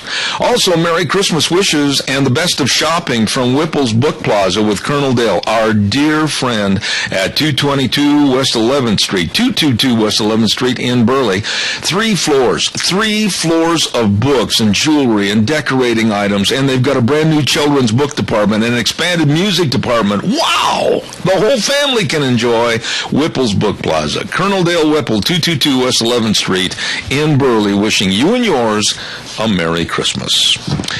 On the air with Doug Johnson, dear friend in Colorado. Doug, let's shift gears a little bit and go to the congressional hearing yesterday. All I can say, Doug, it's really a good thing that I am not a member of Congress, because I guarantee you I would have got up out of my chair, walked to the front of the podium area, bent over and leaned on my elbows in front of Jonathan Gruber and probably said something like, "You egotistical, pompous jackass, start telling us the truth." Well, I think you and many people feel that way, Zeb, for good reason. On the flip side, I think it's interesting that everybody has focused, and I'm speaking Congress now, even some of the strongest members of Congress who really were confronted with him, such as Trey Gowdy, they focused so heavily on the words he said that it was offensive to call Americans stupid and things like this, when the real issue that should be dealt with is that what he said really unveils the deception and fraud of the Obama administration and how they perpetrated a lie on the American people to push Obamacare through. And that's what should be investigated, is the fraud that was perpetrated on the American people, not whether somebody said something that somebody thinks is offensive. But we're focusing on the superficial, which amazes me. And, they'll push him, they'll ask him tough questions, but only to a point, and then it kind of backs off and it goes nowhere. There have got to be teeth. These committees have to have teeth, and they have to exercise their option to use those teeth to get people to talk, or if they don't, we just end up with hearings that really go nowhere. I want to say this in the proper vein, but I think you'll pick it up and run with it. One person that right now, I think, should be feeling very, very guilty about his decision in favor of Obamacare is Supreme Court Justice Roberts. I absolutely think that with everything that has come up, everything we've heard about what the John Gruber tapes have proved, everything we've heard about the inconsistency of honesty with Obama, Gruber, and everybody else about Obamacare, I would imagine that John Roberts right now feels very foolish with a whole bunch of eggs all over his face. I think he's probably felt that way for quite a few years now, and while it's never come out, I suspect, and this is my suspicion only, that something happened behind the scenes where he was strong-armed into changing his decision to what it was, because his initial plan, from what all the records show, was to vote against Obamacare, and instead at the last minute he changed it. And I personally think that something happened behind the scenes, probably some pressure, some threats on a personal basis, and that caused him to do what he did. And I would imagine that if he has any conscience at all as a human being, he's got to feel terrible about it, and probably has ever since he made the decision. This Obamacare, I don't know if you heard her yesterday, but I'm trying to think of the representative from Wyoming, a very nice lady. And I was watching when she was making her questions to John Gruber, and then it turned into the form of a statement. Her husband died because of a lack of coverage through Obamacare, that some of the tests were not provided that would have saved his life. And she looked right at Gruber and she said, "Enough with your attitude. Start telling the damn truth." And that woman's eyes and the story with the tears streaming down her cheeks about her deceased husband, it just has to be so soul-searching for those that lied to us about Obamacare, but now it's too late. Well, you're right, but the sad part is Democrats don't have souls. I honestly believe that. You couldn't have souls and stand for the things they stand for and the destruction it does to Americans and to our nation as a whole, and to Americans as individuals, as citizens. And, when you see something like that, part of me wonders why everybody else in the room didn't stand up and give her a standing ovation, because that's the crux of the matter. As Americans, we value life above everything, and yet the left doesn't feel that way. They discount life. And so, unfortunately, as hard a decision as it is, Americans have always chosen to say, we'll take the hard road and pay the higher price to make sure people are safe, they're healthy, they're well. But Obamacare does just the opposite. It turns us into what every other country in the world has done, which is a rationing system that damages and harms people and restricts people. And yes, that is truly the only way to control costs, but those decisions should be made individually. They should not be made by the system or the government for us. I will say this, and we're good enough friends, you can correct me if you feel I'm wrong or in error on my words. Obamacare is doing nothing but minimizing the value of Americans' health care and equalizing to bring us down to other standards. And it's never going to have a positive input. Well, yeah, you're absolutely right. It can't, and we have barely seen the beginning. It's going to, I've said this before. It's going to get far worse as this thing rolls out even more and more. And, people don't realize just how bad socialized medicine is. But if you've talked to people with health problems who live in countries with it, be it Canada, England, or wherever, you hear horror stories. People who are basically healthy, it's fine because they don't really need the system. But if you have health problems, I know when I used to live in Florida years ago, it was every winter, it was extremely common. The Canadians would come to Florida for a winter vacation and also to get their health care. And if they needed any serious treatment, those who had means would come to Florida and pay for it out of their own pocket, and they would get the care they needed because they could not get it in their own country. And that's where we're headed in this country with Obamacare. And my thought is that it will probably be even worse because my guess is before it's over, the government will not only do what they've done, they will also make it illegal to seek health care outside the system. Yeah. And so only people who can get health care outside the system will be those who break the law. I totally agree. Doug, again, if you look at your wristwatch, I've got a break at the bottom of the hour. I've got to do a couple of words, and then I'll come back, and I want to talk to you about New York police, and we're going to talk about that in just a second. Stand by. On the air with Doug Johnson, and we'll be back in just a minute. Don't forget Let's Ride, Highway 24 between Rupert and Burley. Oh, where the fun is sold. My goodness. Come on in and check out the 2015 Yamaha snowmobiles. Fun in the angel dandruff. I'll tell you what, fun in the snow. Let's Ride, where the fun is sold. And don't forget they've got all your Christmas gift-giving ideas, clothing, accessories from motorcycles, ATVs, and everything. Lots of accessories. And it's also time to make sure that you've got all your ATV and watercraft service for the cold weather. They've got a fantastic service department. Let's Ride, Highway 24 between Rupert and Burley, where the fun is sold. And also, I want to remind you about Lee's Furniture, Floors, and More. Brent Lee and the rest of the crew over at Lee's Furniture, 459 Overland in Burley, and we're getting closer and closer to Christmas. And you know what? Maybe there's somebody on your Christmas list you forgot. You.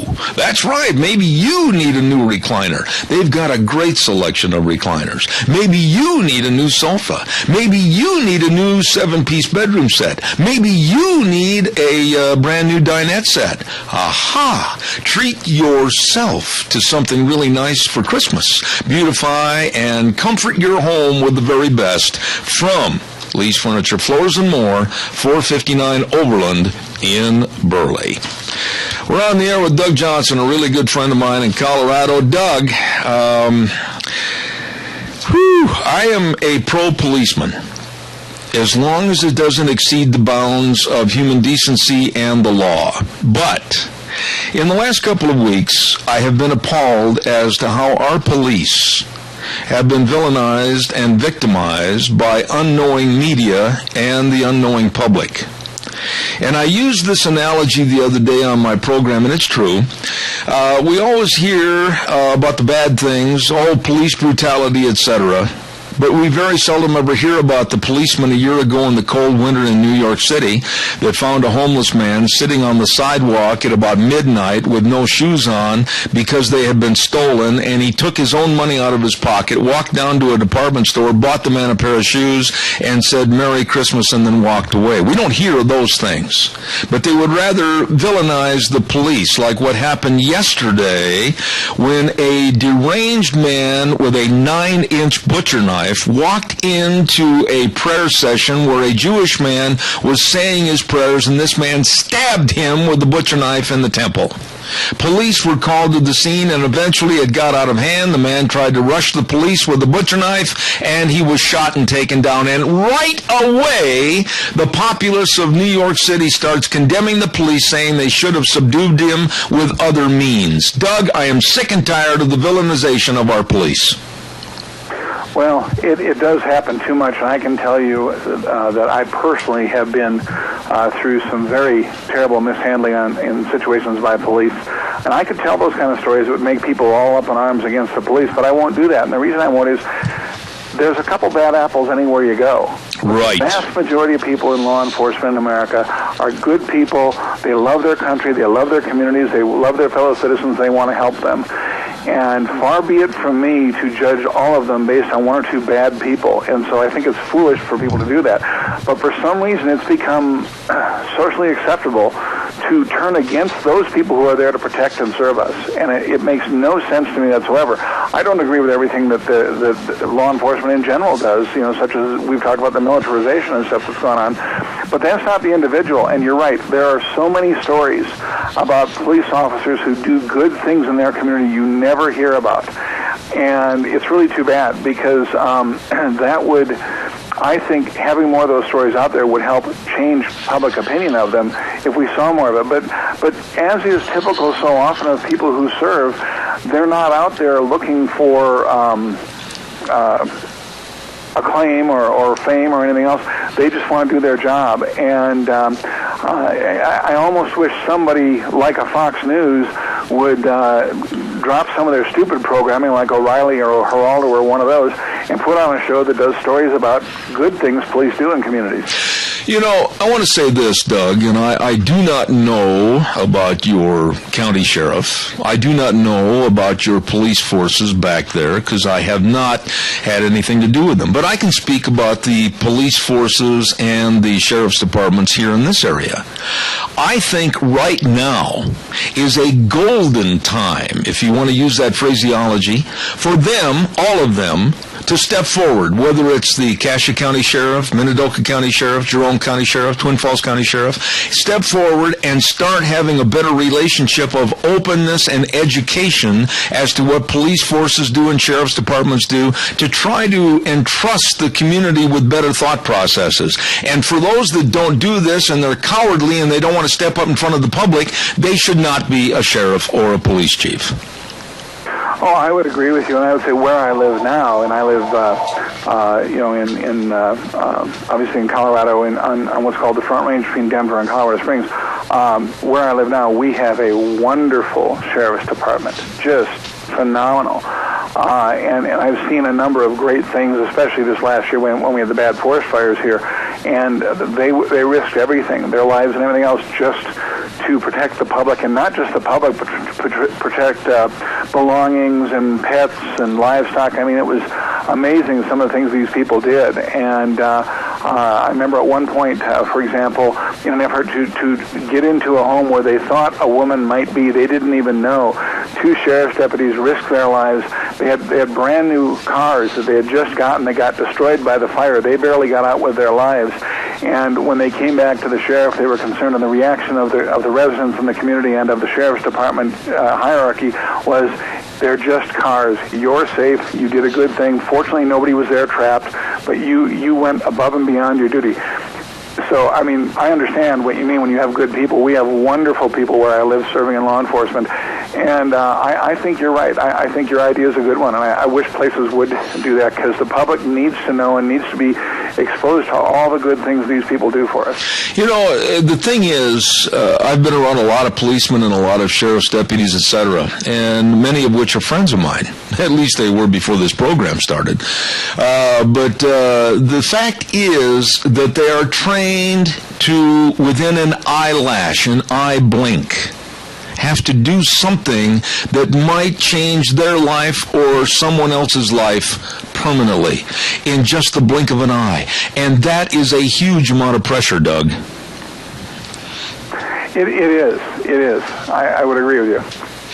One other subject I wanted to mention to you this morning is also related to this, and it's the agitation factor that's going on in this country by Obama, by Eric Holder, by a person that should never be allowed into the White House unless it's on a paid tour of $750 per person, and that's Al Sharpton, and this ridiculous attitude that they are condemning any and all law and any and all findings by grand juries, and they're absolutely maximizing a horrific procedure that could burn, loot, and cause more problems in this country. What is the matter with these people? If the law has spoken, and the law is what we live by, then we better accept those facts and not turn into an uncivilized society and a bunch of animals. Well, this once again comes back to political power and control, and these people want different rules for different groups, and they think of everything in the term of fairness, which obviously doesn't exist because there's no such thing as fairness. If there was, then somebody has to decide what's fair, and no human can do that. But this is how they are. They want fair outcomes when they should be fighting for fair opportunities, equal opportunities, not equal outcomes. But this is the way they think, and we see it not. I mean, Al Sharpton is the perfect example of the worst of the worst. But we also see it on the other side of the aisle too, and we can't forget that. I don't know if you've seen it because it just came out this morning, but the Washington Post is reporting that in their new spending bill, the Republicans have now fully funded Obamacare. So the chance of stopping it by the power of the purse is gone. They've given that up now because they've fully funded it.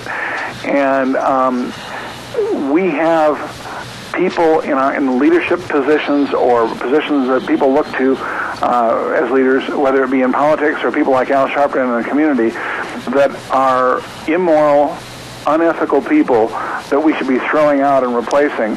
And this is why I fear so greatly for our country in this future, Zeb. I think we are on the precipice. I personally believe we've already gone over the cliff, and now we have a very short time to try and pull the country back, and I fear we're not going to be able to. Doug, I wanted to get into this morning one last topic in our kind of a shotgun approach to what's going on in this country, and maybe you and I won't agree on this topic. I don't know. I don't think we've ever discussed it. But it's racial profiling. I believe in simplistic forms that if it walks like a duck, talks like a duck, golly, it must be a duck. And I do not understand, and someone has to sit down and have a Ned in the first grade reader primer with me, because I do not understand why, if two black guys rob a bank, you don't want to tell the news media that they're black. You want to just say two men robbed a bank and ran off in a silver Subaru. That sure limits it down. Or you don't, when you have some of the most wanted in your community, you give date of birth, age, height, weight, hair, eyes, and not their race. How are we going to know who to look for? How are we going to know who to look out for and not get the crime and the criminal arrested? What's happening here? Well, I think you're right, and you have a lot of guests. I don't expect you to remember everything we talk about. But actually, last week, this very topic, I brought this issue up and mentioned the very same thing you just said. We have a point. In fact, the example I used was Minneapolis, where that's true. I grew up, where you went to school. Yep. Their police department will no longer, on reports of crimes, violent crimes, they will not include race as part of the description of the assailant. And this makes no sense whatsoever. If I want to catch somebody, I need a complete description. So if you have blonde hair or brown hair or red hair or no hair, I should know it. And if you are this color versus that color, I should know it. Not because it's a racial issue, but because it helps identify a perpetrator.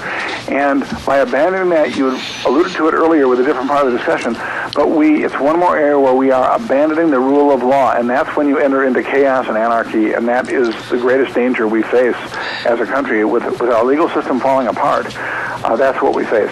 You know, and the reason I brought this up this morning, and thank you for aiding my memory about our conversation last week, I appreciate that. The reason I brought it up is in our local rag journalistic newspaper this morning, they had a picture of a most wanted in the paper, and all they gave was his name, date of birth, age, height, weight, hair color, and eyes color. They didn't mention his race. And if this was on the radio, how do you begin to look for at least 2 million that would answer to the same description? Well, that's right. And this is the nonsense. A description should be complete.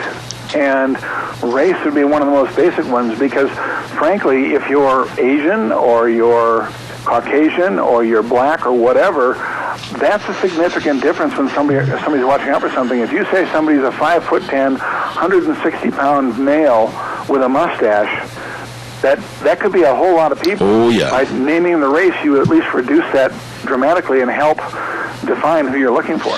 You know, Doug, it's always a pleasure to have you on this program, and I certainly do want to extend the very best to you and your wife, and hope that you have a very Merry Christmas. On a personal note, how's Doug Johnson doing lately? Doing good. Okay. We had a wonderful holiday. If you're asking about my health, I am. Saw my primary care doctor the other day and got some test results. Most of them look good. There are some concerns about some liver and kidney functions I've got to go back in on.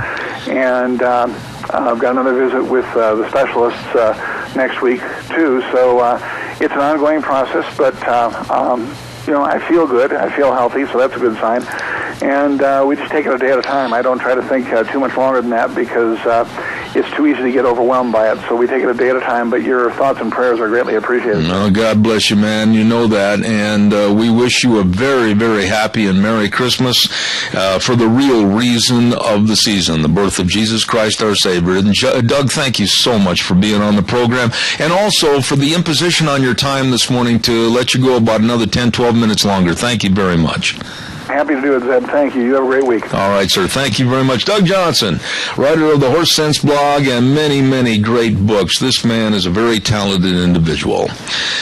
Oh, boy. Let's see. What have I got to do here next? Oh, I got to tell you about our dear friends, Dean Cameron and Todd Siemens. Got a nice Christmas card from them yesterday. How nice that was.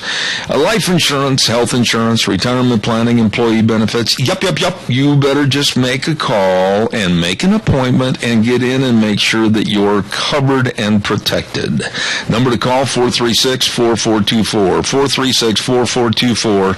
Cameron and Siemens Insurance, Highway 24 in Rupert. Very accessible, very devoted to serving others, and we're going to be almost right next door to them tomorrow over at Valleywide. Cameron and Siemens Insurance. Oh, yes. That's right. We'll be over at Valleywide Home and Ranch tomorrow. Tomorrow, what song was that, or what play was that from? Annie, that's right.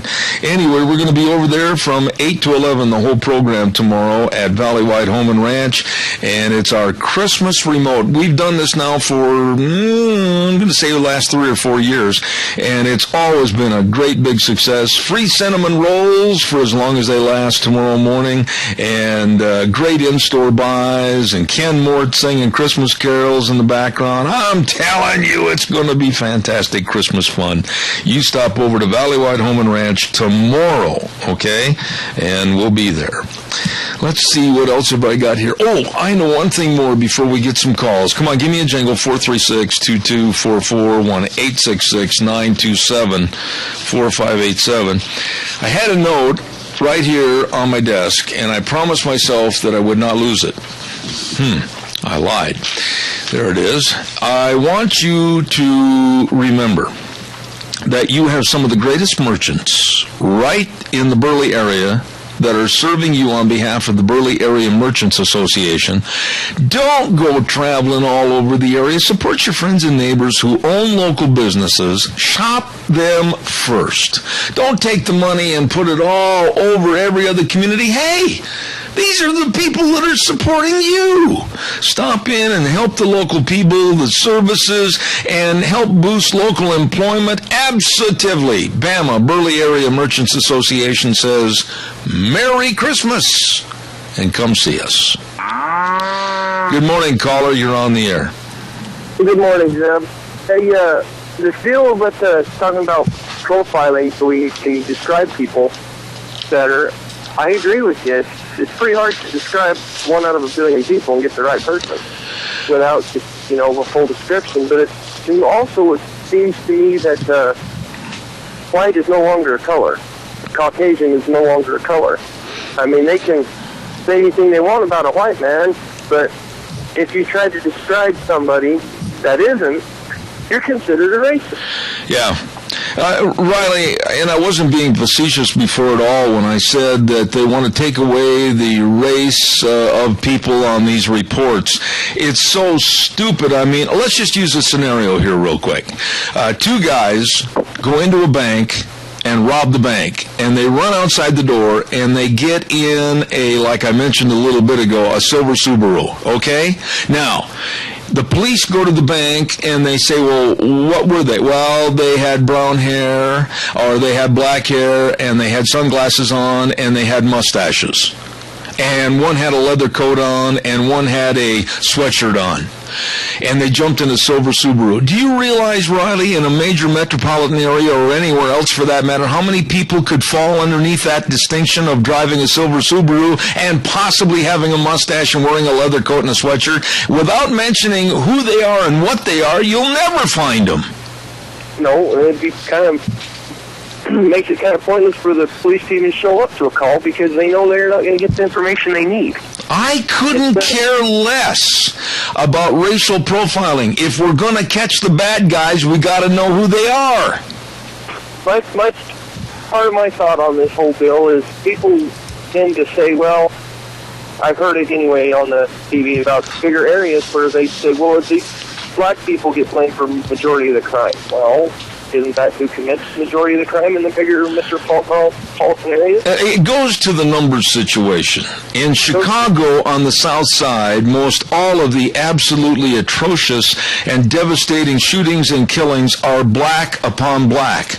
Are they going to now say just two individuals and they're not going to describe who they are? I mean, Riley, the stupidity of this not having a profiling is absolute. It's mind-boggling.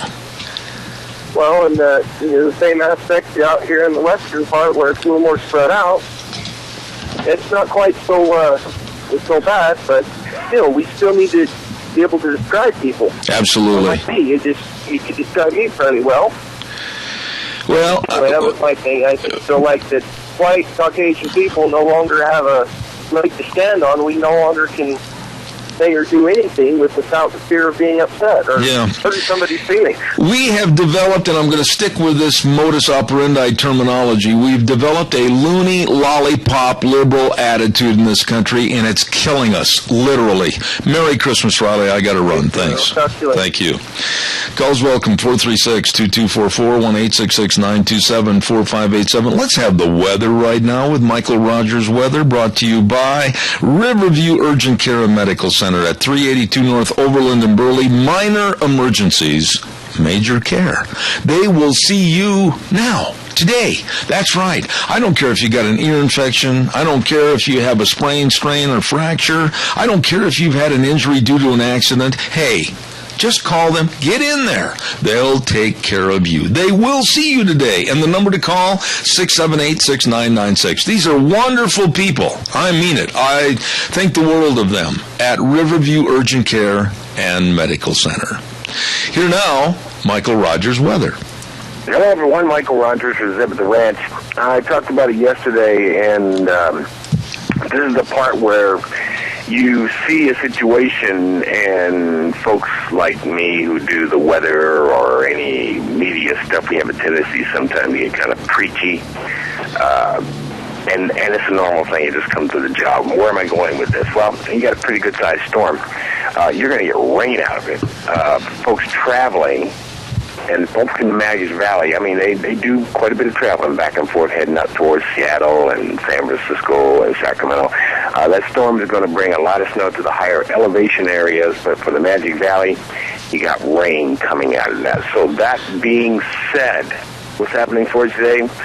You got a nice day for today. It's going to carry over into tomorrow, and then it's going to start raining tomorrow, and it's going to continue to rain all the way through until Saturday night. Sunday, you guys got yourself a nice day.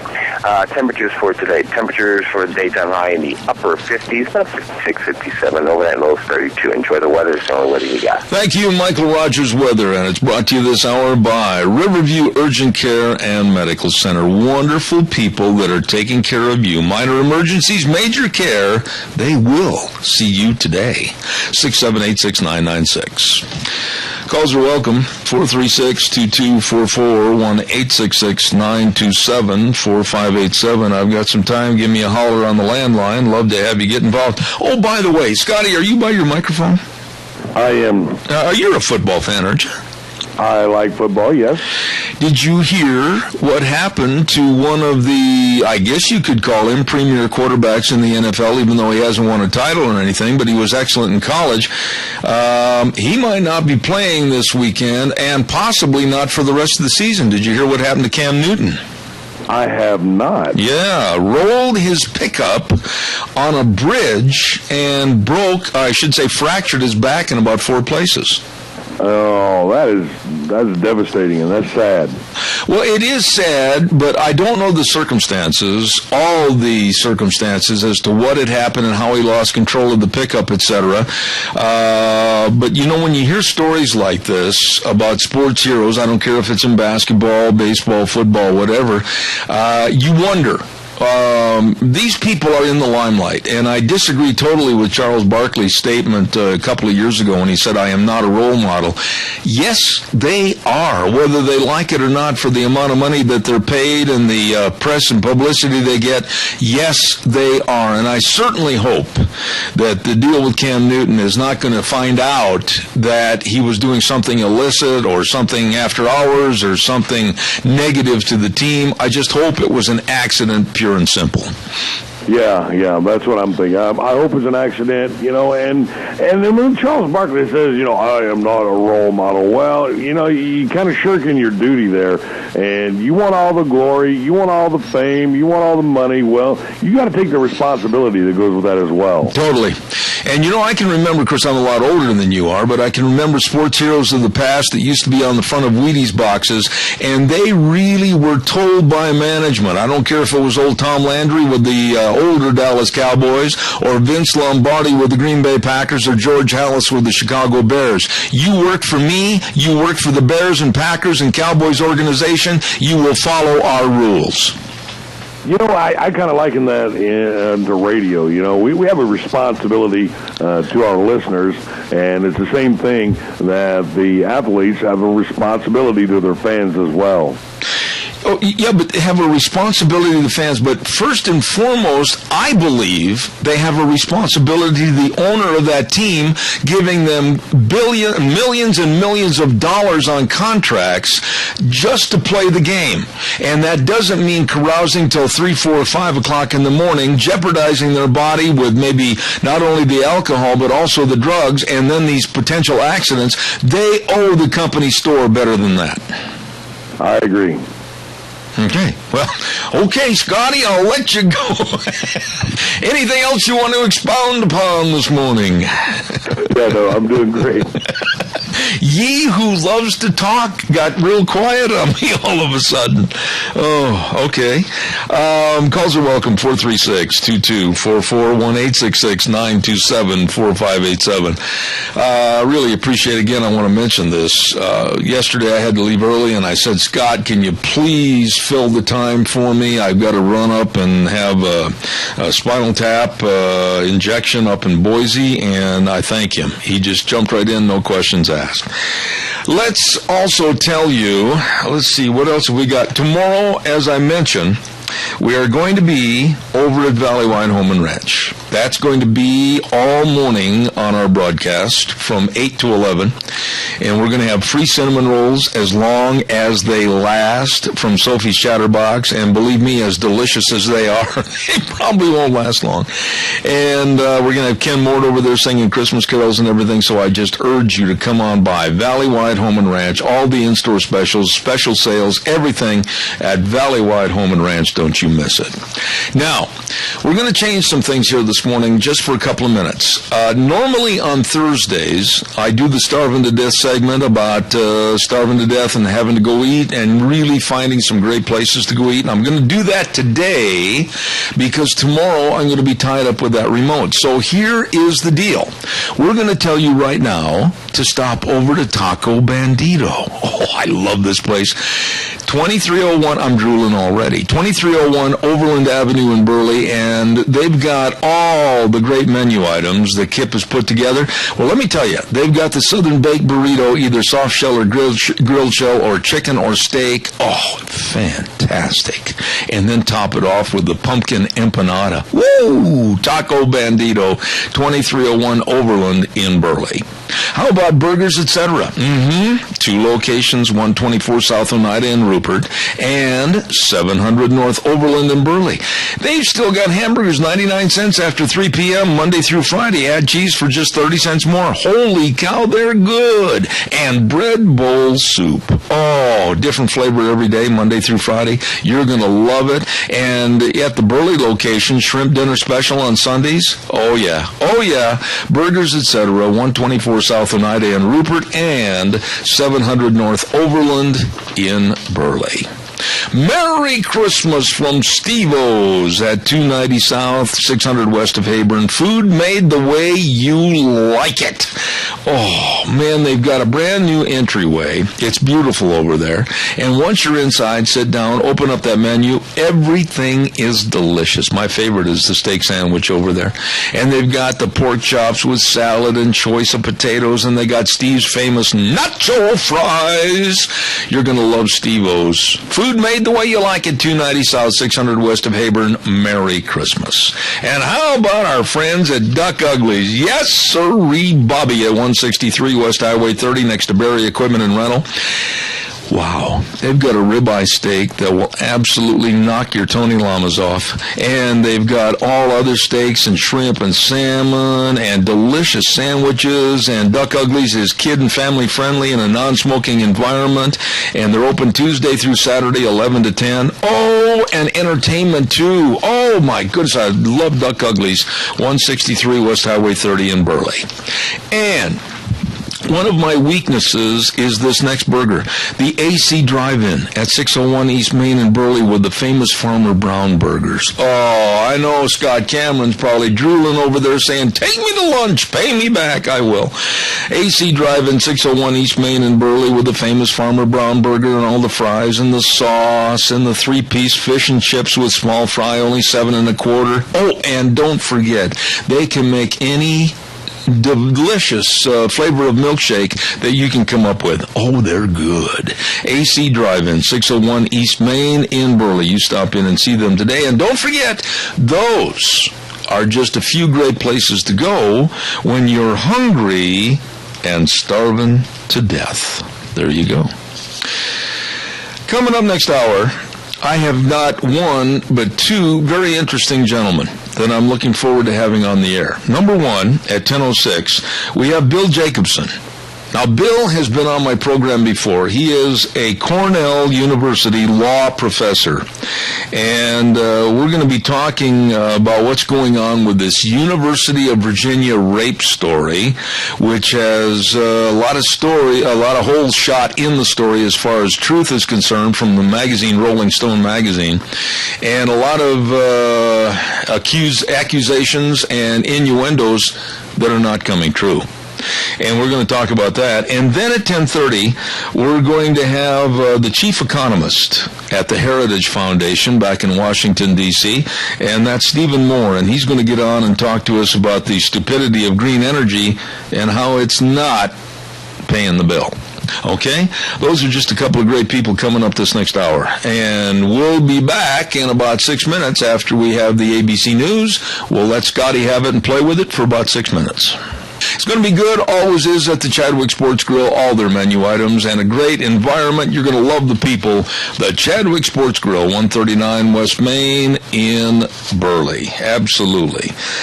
Let's go right now to a topic that I have been listening to, a topic that I haven't done as much study as I should have over the last couple of days due to the Gruber testifying in front of Congress, and then also the mess that we've got with the release of the report on possible torture, etc. And this story at the University of Virginia has been also front and center. And we have with us this morning Cornell law professor, and that is Bill Jacobson. Bill, good to have you back on the program. How you doing? Drop the call. I'm getting it right back. Oh, okay. We'll get him right back on the phone. While I'm waiting for that call, I want to remind you, too, about Sportsman's Warehouse, 1940 Bridgeview Boulevard in Twin Falls. Oh, my goodness sakes, they've got everything for you. And when I say everything, you go on in the store, whether you're a hunting enthusiast or fisherman, camping, ATV or whatever, I don't care what you need. They've got all the Eskimo Versa ice chairs. They've got all your fishing equipment. They've got all your Perfect Flow 2-burner propane stoves, everything. This is the place to go for the outdoorsman.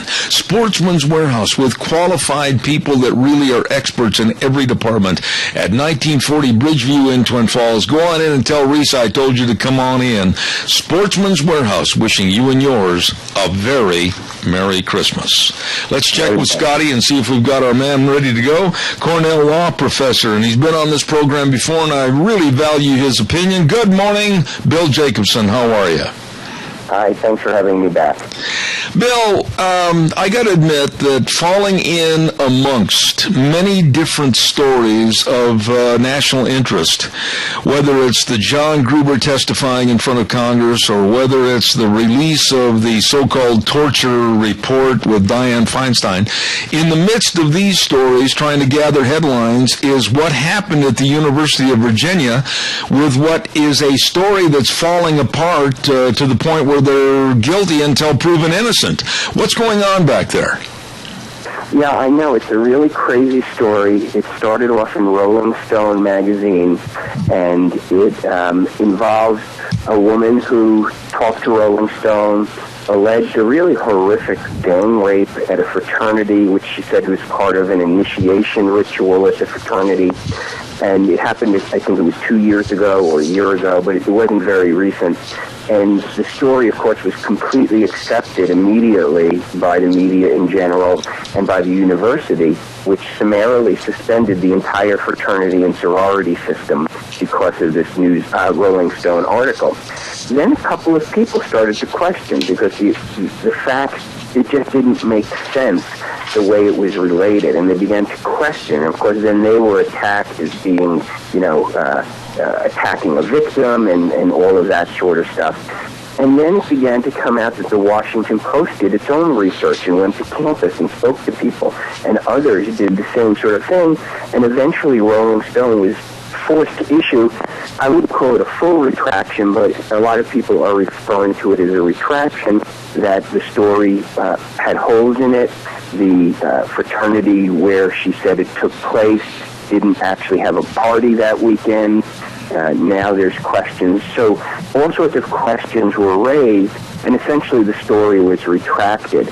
And that's the short version of what happened, is you had this immediate acceptance of the story unquestioningly as part of a narrative that you always accept what an alleged victim of a sex crime, particularly a woman, says. But the repercussions from that are what I think are really interesting, because you have a lot of people who are saying this has done tremendous damage to the cause of fighting sexual assault because it was sloppy reporting. Mm-hmm. The reporter should have done the investigation that other people did before Rolling Stone ran the story. And then you also have this curious reaction from some of the radical feminists who say the story, whether it was false or not, actually doesn't matter, because you still need to automatically, and I think that's one of the words that was used in an op-ed at the Washington Post, you have to automatically accept the word of a woman who claims that she was the victim of sexual assault. That has, of course, sparked its own reaction, and it just highlights the problem with regard to what's going on campuses nowadays. Bill, let me say this, and feel free to jump in and correct me if you think my statement is wrong. But the way I look at this story and many, unfortunately, other stories in journalism today, is this the state of what journalism has become, is to create the bright lights and the explosions and then go after the truth afterward? Well, unfortunately, I think that's always been a problem, but in the age of the Internet, I think it's an even bigger problem. There's a ferocious competition among large websites like Rolling Stone, which is a big website, for clicks. There's a tremendous pressure to get the traffic, and there's a lot of competition. There are websites like BuzzFeed that are new. There are established websites, and they're all fighting for our eyeballs. And this was a story that generated a ton of eyeballs looking at Rolling Stone. The problem is they should have vetted it. They should have had fact checkers. They never even sought out for comment the alleged perpetrators of this. And so it just shows how it fits into a narrative which they believe. And the narrative they believe as journalists is that, men are run amok on campuses, that the sexual assault is in crisis mode on campuses, even though the statistics really don't back that up, that fraternities are the heart of male evil on campuses. And so this was the perfect narrative story for them, and they just accepted it, and that's part of the problem. So it's their narrative, and it was going to be sensational and drive tons of traffic to their website. But, Bill, I don't know, and I'm showing some ignorance here, but I don't know, nor do I really want to know that much more about Rolling Stone magazine. I don't find it that appealing.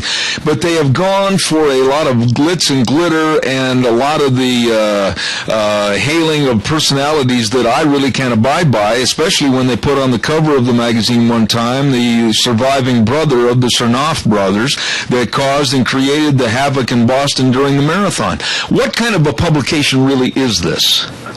Well, I only go to it when there's some sensational story, and that perhaps proves my point. There are probably a lot of people who only go to it when there's, the one of the Boston marathon bombers is portrayed in a very favorable light with a cover on Rolling Stone, or when you get a story like this. So I can't really say what the magazine as a whole is like, but as with many things, it used to be a magazine about music and about the music industry. That's why it's called Rolling Stone. And so those sort of things, it's just changed, and I don't think that they really necessarily have in place the mechanisms to do the serious sort of reporting and fact-checking. But I think it's a bigger issue than Rolling Stone magazine. What has happened is there is an attitude on campuses partially created by the government. There's the Department of Education has, if you can believe it, a Division for Civil Rights, or a group for civil rights, which in 2010 issued a letter to colleges, any college that receives federal funding, which is virtually all of them, that they had to, one, ramp up protections against sexual assault on campus, and that they had to institute certain sort of proceedings that could resolve cases on what they call a preponderance of the evidence standard. So if you're a young man on campus and you're accused of rape, there's two ways that could go. It could go to criminal court, which is where it should go. I mean, if it's a serious allegation, that's where it should go, in which case you have the protections of the law. As a defendant, you have constitutional rights, you have the right to cross-examine, you have the right to an attorney, you have all of those protections, and you are judged based on a standard of beyond a reasonable doubt. The other route it can go, and which seems to be the preferred route these days, is it goes to a campus quasi-judicial board or proceeding where you have no right to a lawyer. In fact, they've told many students, if you bring a lawyer into this, we'll use it against you. You have no right to cross-examine witnesses, so you can't even cross-examine the person accusing you. You have no right to call witnesses. There may not even be an in-person live hearing of your case, and there's going to be some administrator at college who's under pressure from the government to clean up, the campus, who's going to be investigator, judge, and jury. And this can affect your life. And so this mere accusation, and if you combine that crazy procedural posture where you have no protections with radical feminism on campuses, which pushes these notions that there is a rape culture on campuses, even though I don't think the statistics bear that out, who use words like the patriarchy, that we live in a male-dominated society which needs to be dismantled, where you have that sort of politicized attitude towards crimes which should be prosecuted, not dealt with politically on campus.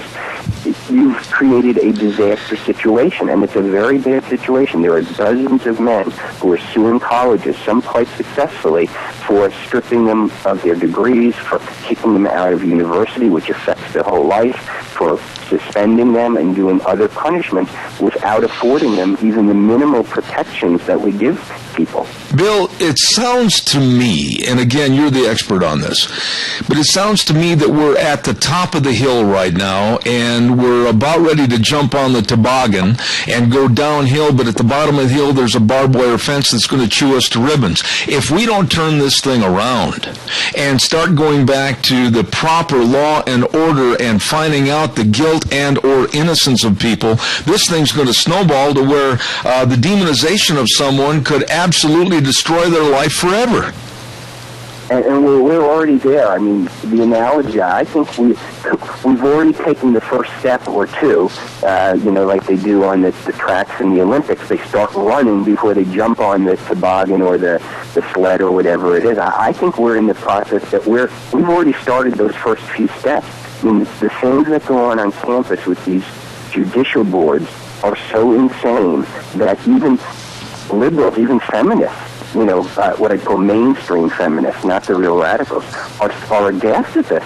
There was a great article in Slate magazine, which is an online publication, a very liberal publication, where one of their authors went through the history, this is just recently, the history of men who have been falsely accused on campuses, who have had their lives ruined by this, how the procedures on campuses are insane because the government puts so much pressure on the universities to convict people that even mainstream feminists are saying, wait a second, you are damaging with these crazy theories, with these crazy procedures, you are actually damaging the true victims of sexual assault and rape because you're making a mockery of what are very serious accusations and very serious crimes if they were committed.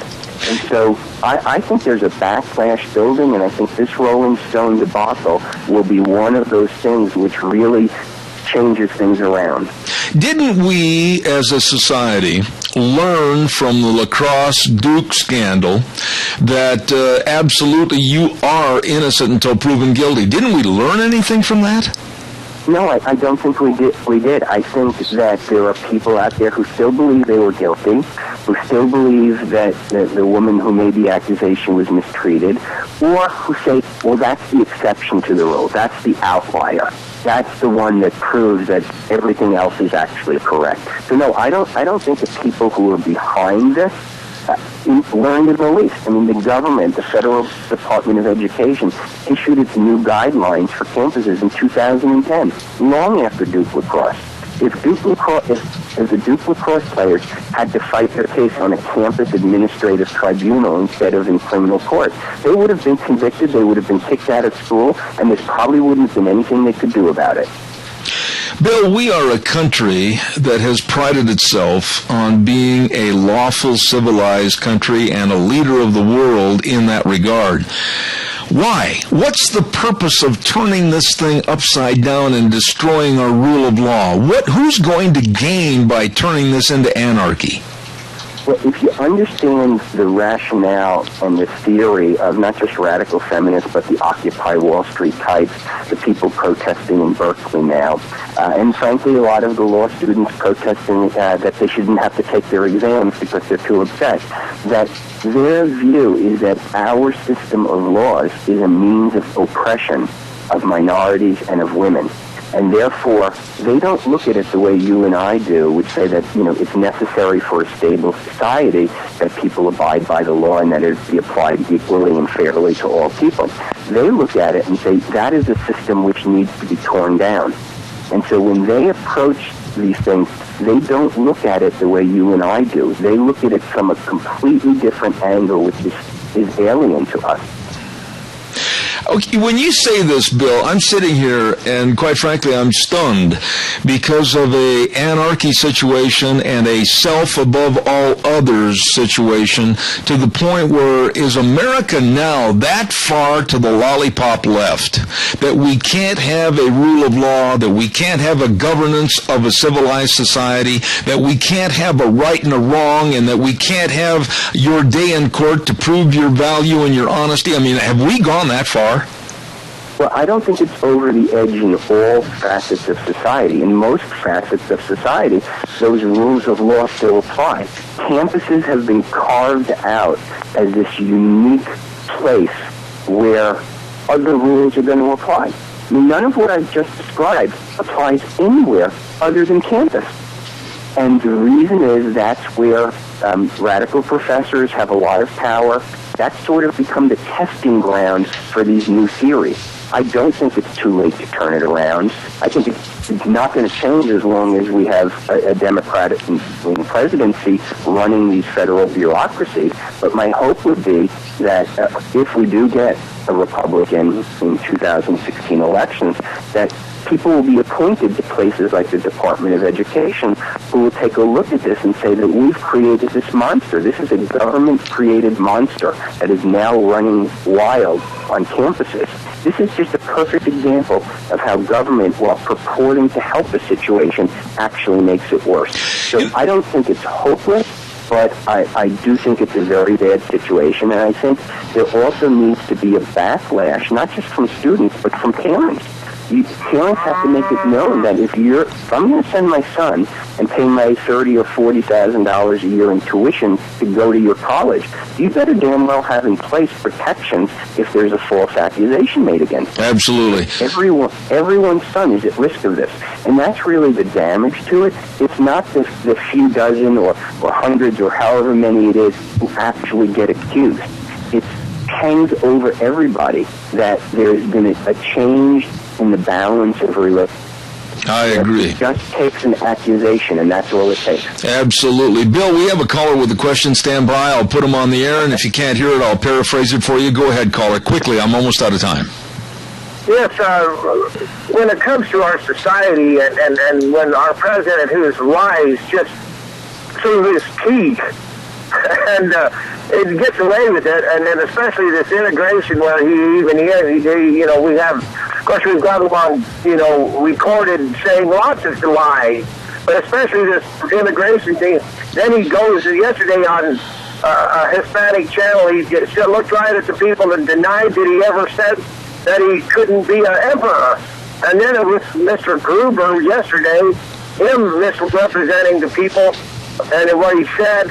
I mean, does lying matter? Do we care? I mean, I thought lying was a pretty big deal.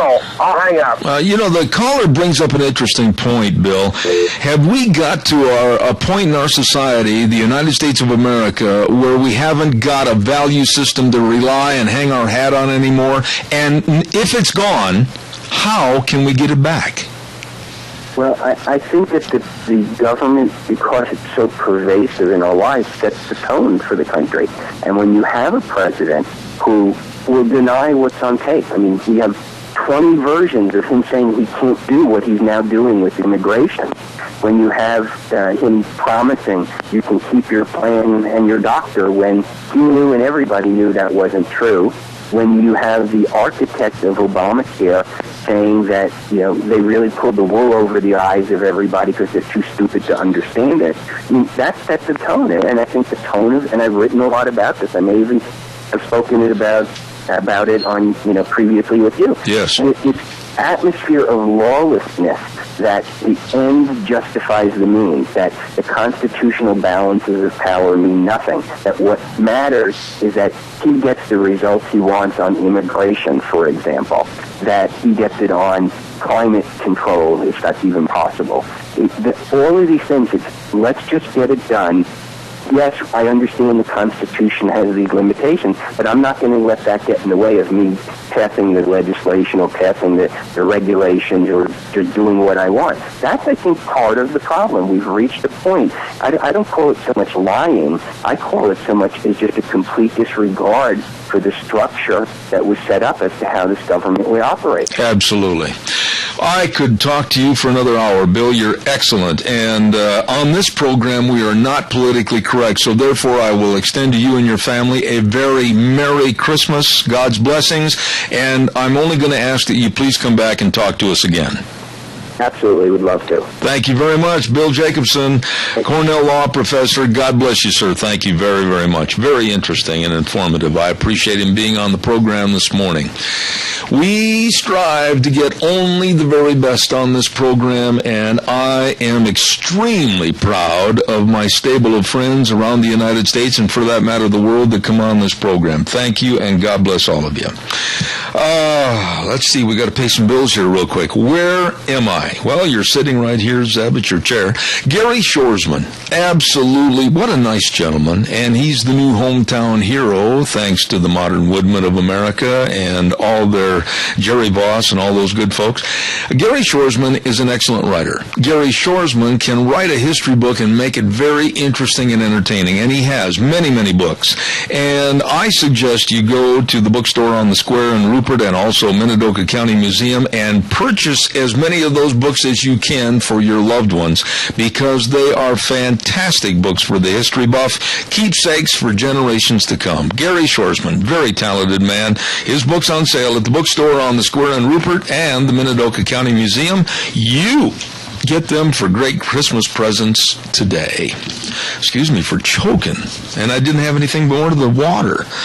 Let's see, Gary Shoresman, we talked about that, and we've got a guest coming up in just a couple of minutes that we're going to have on our program, but I also want to remind you, too, about our friends at Four Paws Bed and Bath. For all our furry little friends, they're going to have their annual Santa party this Saturday, December 13th from 11 to 3, and they're going to be taking pictures of your pets and children with Santa Claus. Santa's going to sit in a great big chair, bring in your Doberman pinchers and your great big St. Bernards. He's going to love that. Anyway, great sales throughout the store. Spin the wheel for discounts, and they've got all kinds of Boise State and Idaho Vandal apparel, collars and leashes, everything. And they're going to have refreshments there, too. That's coming up this Saturday at Four Paws Bed and Bath, 370 West 200 south of Rupert. Be there. Really nice people. We are going to send it back over to Scotty, and we'll be back with our next guest in about 3 minutes. And now back to Zeb at the Ranch on AM 1230 KVAR. To reach Zeb, call 436-2244 or toll free 1-866-927-4587. And now, here is Zeb Best. Thank you very much. Welcome back, and we appreciate it. Last half hour, we're on the home stretch, just like the Kentucky Derby and Secretariat. Look out. Want to wish you Merry Christmas wishes from some really nice businesses, including Western Waste, Twin Falls and Jerome, locally owned and serving you. Yes, sirree, the best of locally owned businesses right here on our program. They appreciate your business and wish you a very Merry Christmas. Always at your disposal, Western Waste. Thank you very much.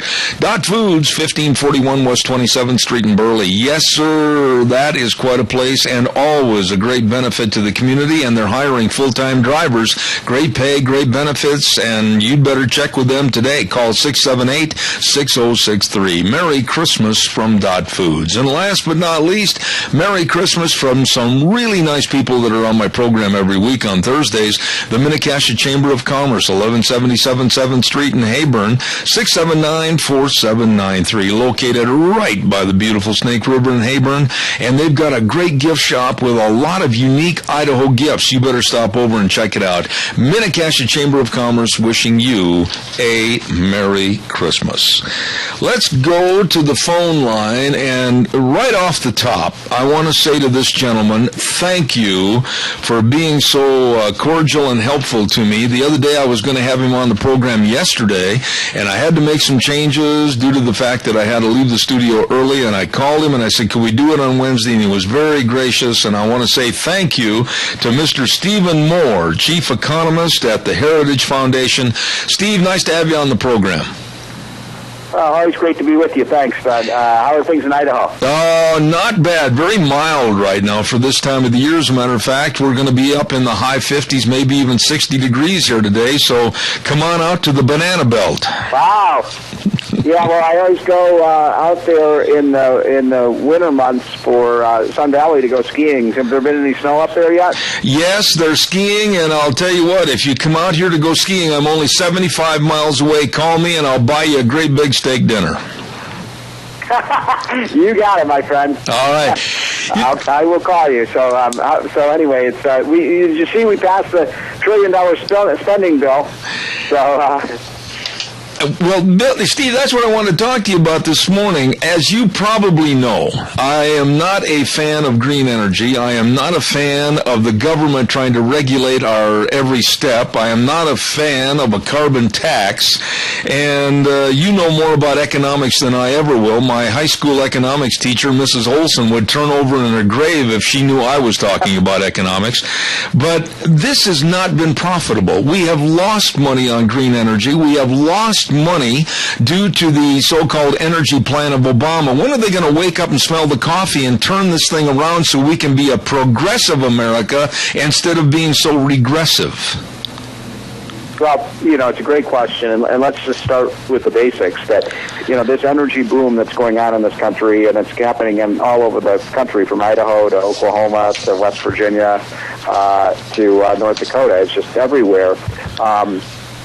And it has really transformed the American economy and revived it. It's revived our manufacturing. It's an incredible story of economic and technological prowess in the United States. And, you would think the president and the groups in Washington would be celebrating this, but of course they're doing everything they can to stop it. There was a front page story today in the Washington Post, the Wall Street Journal, that basically showed that, not just the Keystone Pipeline, but the left is trying to block 8 or 10 major pipelines from being built in this country. Meanwhile, they have these new, you've been probably following this, these new coal-burning fire plant and ozone regulations they're trying to pass, which will really decapitate our oil and gas and coal industries in the United States, which we are so abundant in. And it's like they've declared war on fossil fuels because of this wacky, green,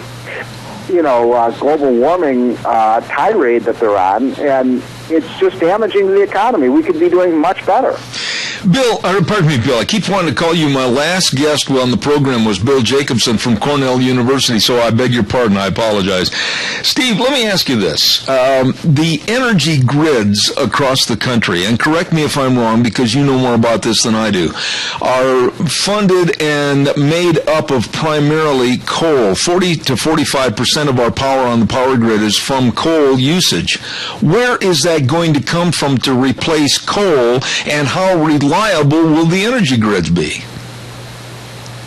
That's a great question, and there's been some studies that show that if we pass these new EPA regulations, that it could cost the average consumer in many states as much as $500 or $600 a year in higher utility prices, because there's a good reason we use coal. It's a very good source of electricity. It's abundant.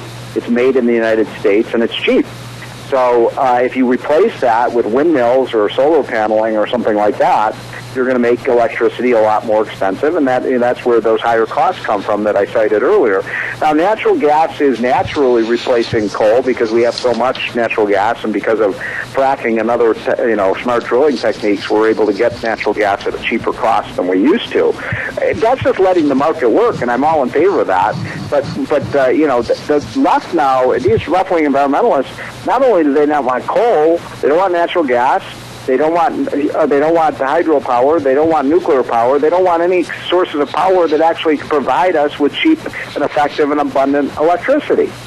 Steve, have we reached the point in our lives, and I'm not trying to be overly facetious on this, that we're going to have to find a cave and weave our clothes out of leaves, etc., and burn buffalo dung? Is that where we're going to go? That's a good question. I mean, I do think that there are a lot of people in the radical environmental movement. And look, I always say you live in Idaho, one of the most beautiful states in the country. We're all environmentalists. We want, to preserve our pristine, areas of the country. We all obviously want to have safe drinking water and safe, clean air. But that's not what this is about. This is about this wacky, left-wing invention that somehow, if we use our coal and oil and gas, and somehow we're going to burn up the planet. It's ludicrous. But I do think a lot of these radical environmentalists want to move us back to the Stone Age. They do want us to, go back to the way we used to use electricity, when we used to, use wood and, other, much more polluting forms of electricity than we use now. But what do you see? You, of all people, would know the answers to these questions and my concerns. Do you see in the not-too-distant future, especially within the last 2 years of Obama's regime, that we as American citizens may be forced to actually carrying a carbon card in our billfold, and it registers what we use, what we do, and if we're over our allotted excess, we have to stop at mid-month and maybe stand out in the cold and shiver? Well, if that's the case, then people like Al Gore and Tom Steyer, the big, billionaire environmentalists, they're going to be way over because they fly all over the country in their private jets, right? So they're burning a lot of carbon. And the left is so hypocritical about this. It's like out of Animal Farm. Every animal is created equal. Some are more equal than others. They want to impose these regulations on us, but they don't want to abide by them themselves. I mean, just go to these, massive environmental conferences where they talk about global warming. Everybody flies in on their private jet, and then, it has a limousine picking them up and taking them to these things. These are people who are, I think, very dangerous to freedom and economic growth. It's that simple. And Republicans, just to put a political angle on this, and Republicans have to say, look, this is about jobs. This is about middle income, incomes and whether we can afford to buy things. And the left has become the enemy of the working class Americans. They're trying to go after coal miners. They're trying to go after people who are pipe fitters or drillers or mechanics or engineers. I mean, all of these jobs are being destroyed by this left-wing attack at the energy industry, and it's quite absurd, and it's quite damaging to America's economic progress. Steve, pursue that a little bit more on the Republicans. Now, let me state my case on this. I was very happy that they took over the Senate. I was very happy that they absolutely told Obama in no uncertain terms they didn't like his ideology, and they threw the Democrats out. But do they have the backbone to do what's right, or is this their last hurrah? Well, I would say this, that in fact I just wrote an article about this, that, it used to be, 25, 30 years ago that the left, the liberals cared about poor people, and, they were misguided, but I think they really had a genuine concern about, American middle class and poor people, and maybe not all their ideas were very good, but I think their hearts were in the right place.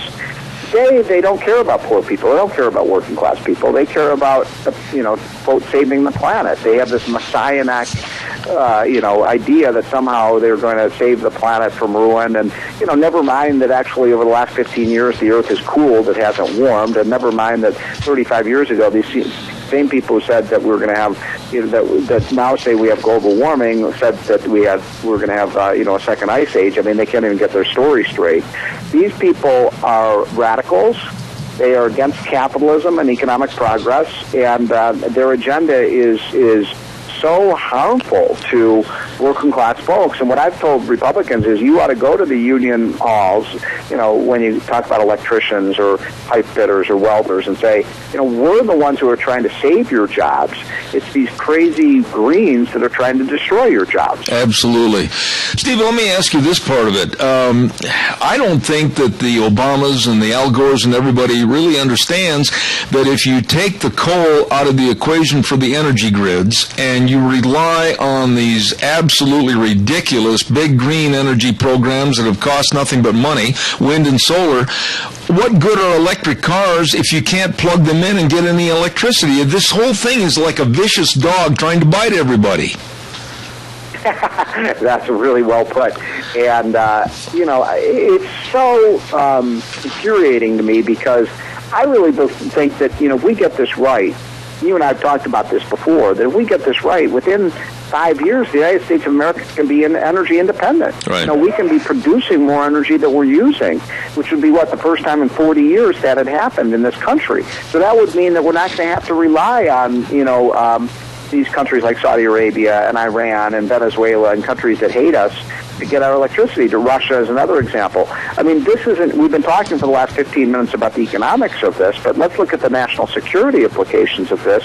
If we're producing our own oil and gas and coal, and we don't have to buy it from other countries that hate us, this is a great way to defund the terrorists or defund people like, the people in Russia that are trying to, destroy our economy and bring back the kind of Iron Curtain. Why not go after those people, and why not make us, the great country of America, energy independent? I could not agree with you more, and I want to look at the political side of this one more time. I mean, we've still got 2 more years, could be disastrous years with Obama, but then looming on the horizon is a candidate possibly getting the nomination on the Democratic Party, Hillary Clinton. And when you look and listen to this woman and some of her absolutely disjointed thoughts on what's going on with purported climate change and green energy, good Lord help us all if she takes over. Are you talking about Hillary, or are you talking about Elizabeth Warren? Either one, all of the above. Yeah. I mean, they're in a contest to see who can move, further to the left of the other one. So, this is a very, very dangerous, situation right now. What's disturbing to me is how many Democrats have fallen into line with the radical environmentalists. And, to my Democratic friends, I say, look, this energy revolution has happened under Barack Obama. Now, he's done everything he can to stop it. But if I were, a Democrat, I would start taking credit for this, not trying to stop it. But they are so ideological; they're incapable of doing that. I think if the Democrats continue to kowtow to the Earth First and, Sierra Club members who have become so radicalized, I think Republicans are going to win a huge, huge election in 2016, and people are going to vote these radical lefts out of office. And that needs to happen, quite frankly, if we're going to move towards energy independence and if we're going to revitalize our economy and create the kind of middle-class jobs that have disappeared over the last 10 years. Yeah, but Steve, if you all of a sudden, I could wave a magic wand and I would appoint you as head of the Republican Party, we'd throw Rance Priebus out and we'd put Stephen Moore in this afternoon, what drastic changes would you make to put them in the forefront and be like a junkyard dog and go get them? Well, I actually think Priebus has done a pretty good job, judging from this last election. But I think the Republicans have to do 3 things. Number one, they have to be all over this energy story and say we're the nation, we're the party that believes in the jobs and the economic output and the energy independence that this revolution is going to bring. Number 2, I would talk about fixing our tax system. I would just blow up the whole tax system. The income tax is an abomination, and I would replace it with either a national sales tax or a simple flat tax that would take you 15 minutes to figure out. Everybody pays a 17 or 18% rate, no deductions, loopholes, no carve-outs for special interest groups. And let's make America a country that companies want to move to rather than move out of. And then finally, we have got to fix our welfare system. We've got to we're a generous and compassionate country. We want to help people who've lost their job or fallen on hard times. But this idea that we're going to give people 2 or 3, 4 years of benefits and not require anything from them, every welfare program should require work, because the key to lifting yourself up out of poverty is to get a job. And we're not doing those things. So if we did those 3 things, I think it would have a tremendous impact on our economy. Yeah, but how do you change a hand-out society to a hands-up society? How do you change that, Stephen? Well, we did this, that's a great question. We did this back in the mid-1990s with Bill Clinton, a Democrat, as president, where Newt Gingrich and Bill Clinton, agreed on the most sweeping welfare reforms. They were a massive success. And we moved millions of people out of welfare into work, into jobs where they could climb the economic ladder. I don't want people to be poor. I want them to get jobs so they can rise up and be part of the middle class and be rich. That's the American dream, right? That's what America is all about. If you put people on welfare, they're never going to be able to climb out of poverty, and they're never going to be able to build a better life for themselves. And so that's, I think, the line that we need to pursue. We did this in the 90s. What's really insidious is that when Barack Obama became president, I don't know if you're aware of this, he got rid of all the work requirements and all the time limits and said, let's just put everybody on welfare. It's a big stimulus to the economy. Let's put people on unemployment insurance and disability and food stamps and public housing. And it was a disgrace. Yeah. Let me ask you one final thought. As the chief economist at the Heritage Foundation, Stephen, you'd know more about this than I ever would, or even my high school teacher, Mrs. Olson. Everybody is saying that we can't keep doing what we're doing, borrowing money from some of our allies and some of our enemies, like China. And our boot heels are on the edge of the cliff, and we're ready to be teetered over into the abyss. How bad right now is the financial stability of this country? Oh, that's a tough question, to finish this up on. I mean, I'm actually bullish on the U.S. economy because I do think, we've put some restraints on all the negative things Obama is doing. I think the fact that the gas price is falling so much is a huge stimulus to the economy. I think the fact that we've got a strong dollar, everybody wants to invest in the United States right now, is a very positive development. So, look, if we can just get the government to stay the hell out of the way and let American businesses grow and hire people and let the private sector rebuild this economy, it's going to happen. Now, that's a big if we can keep the government out of the way. I really appreciate your being on the program, and like I said, when you get to Idaho, all you have to do is just give me a holler, and we'll meet you. Pick up on that, my friend. I'd like a good Idaho steak dinner, and of course we'll have baked potatoes, right? Listen, I'll tell you what. There's a place, if you've been there before, in Ketchum called the Pioneer, and they've got the greatest prime rib you've ever had. So I'll take you up there, and we'll enjoy an evening. Although I got to say this, the last time I was in Idaho, I have to say, I had trout, and that was the best meal I ever had in my life. I mean, there's nothing like, we get trout on the East Coast, but it's nothing like what you got there in Idaho. Your menu, your choice. Just give us a call. Stephen Moore, Chief Economist at the Heritage Foundation. I promise. All right. Merry Christmas, my friend. Take care. Thank you very much. Very nice gentleman, Stephen Moore, Chief Economist at the Heritage Foundation back in Washington, D.C., and we appreciate him being on the program this morning. He's been on television, on Fox News quite a bit, and very well-respected economist, and I'm glad he was on our program this morning. Have to look him up when he comes out to Sun Valley to ski. My goodness, Scotty's probably saying to himself, Zeb, you didn't do the weather this hour. No, I didn't. I forgot. Scarro's Meats, 331 North Road, Jerome, the sponsor of our weather, and they sell taste one bite at a time. Everything they sell is guaranteed, so you just be sure and check it out. 324-7657, and they've got great Christmas present gift-giving ideas. Order a Christmas box from Scarro's Meats. Different prices, different types of meat. Oh, it's delicious. Scarro's Meats in Jerome. And right now, here is Michael Rogers' weather. Hello, everyone. Michael Rogers for Zeb at the Ranch. I talked about it yesterday, and this is the part where you see a situation and folks like me who do the weather or any media stuff, we have a tendency sometimes to get kind of preachy. And it's a normal thing. You just come to the job. Where am I going with this? Well, you got a pretty good-sized storm. You're going to get rain out of it. Folks traveling, and folks in the Maggies Valley, they do quite a bit of traveling back and forth, heading up towards Seattle and San Francisco and Sacramento. That storm is going to bring a lot of snow to the higher elevation areas, but for the Magic Valley, you got rain coming out of that. So that being said, what's happening for today? Got a nice day for today. It's going to carry over into tomorrow, and then it's going to start raining tomorrow, and it's going to continue to rain all the way through until Saturday night. Sunday, you guys got yourself a nice day. Temperatures for today. Temperatures for the daytime high in the upper 50s, about 56, 57, over that low 32. Enjoy the weather. It's the only weather you got. Thank you, Michael. Brought to you by Scarro's Meats, 331 North Road, Jerome. Number to call, 324-7657. They sell taste, one bite at a time. Oh, my goodness. I want to remind you, again, tomorrow is a big day, and it's going to be a real busy day for Deanne and I. We're going to be over, first of all, in the morning, bright and early, real early. We're going to be setting up for our remote broadcast over at Valleywide Home and Ranch, 910 South Oneida in Rupert. And, wow, they're going to have a whole bunch of in-store specials. They're going to make Christmas shopping so easy for you.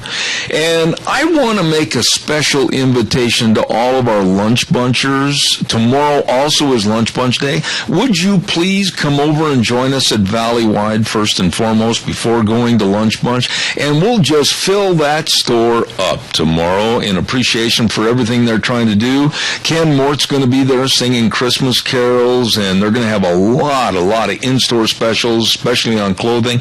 You want to come over and do your Christmas shopping at 910 South Oneida, Valleywide Home and Ranch tomorrow. We'll be there for the entire broadcast. Then we're going to jump in the pick-em-up truck and scoot over to Denny's at 611 Overland in Burley and have our annual Thanksgiving and Christmas party combined for Zeb's Lunch Bunch. Busy day, and it's going to be a lot of fun, too. So we invite you to come by, and our thanks go to Smith's Food King, Walmart, and also Hanson Mortuary for helping us with a lot of the giveaways, the gift certificates we're going to give out tomorrow at Lunch Bunch. So we got a whole full plate tomorrow, and a lot of guests are going to be stopping by. I know Debbie Critchfield's going to be there, and Kay Cameron from the Chamber of Commerce, and we're looking forward to having those folks on the air with us while we're over at Valleywide.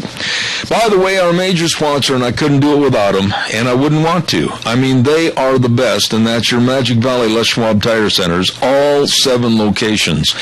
And they ask you a simple question: are you ready for winter driving? Well, if the answer is no, then you better get prepared, because we're not going to have this mild weather all winter long. You can bet on that. They've got all the traction tires. They've got all the tires pinned for studs. They got all your snow chains. They've got your snow wheels. They've got everything you need for safe wintertime driving. That's right. And very convenient credit services for your tires and everything else. And batteries. I'm telling you, folks, they really take care of you, especially with the best in brake service, too. I'm very high on their brake service. You will be, too. All of these services and much, much more at your Magic Valley Les Schwab Tire Centers with Lane and Rupert, Dave on Blue Lakes and Twin, Mike and Buell, Mike and Jerome, the Twist family in Paul, John on Pole Line in Twin Falls, and Randy on Overland and Burley. The best, your Magic Valley Les Schwab Tire Centers. Wow. We're going to wrap it up and put it back in the box today, and again remind you that tomorrow we'll be welcoming your phone calls, and we'll be over there to see you in person, hopefully at Valleywide Home and Ranch. We'll be there for the whole morning, and I forgot to mention a minute ago, also free cinnamon rolls, free delicious Sophie's Chatterbox cinnamon rolls as long as they last tomorrow morning, so come on over. Going to be good at Valleywide. God bless you all. Have a wonderful day. Thanks again, Scotty, for all your help at the main studios. And remember, the way things were are the way things ought to be. We'll see you tomorrow morning. Thanks, Scott.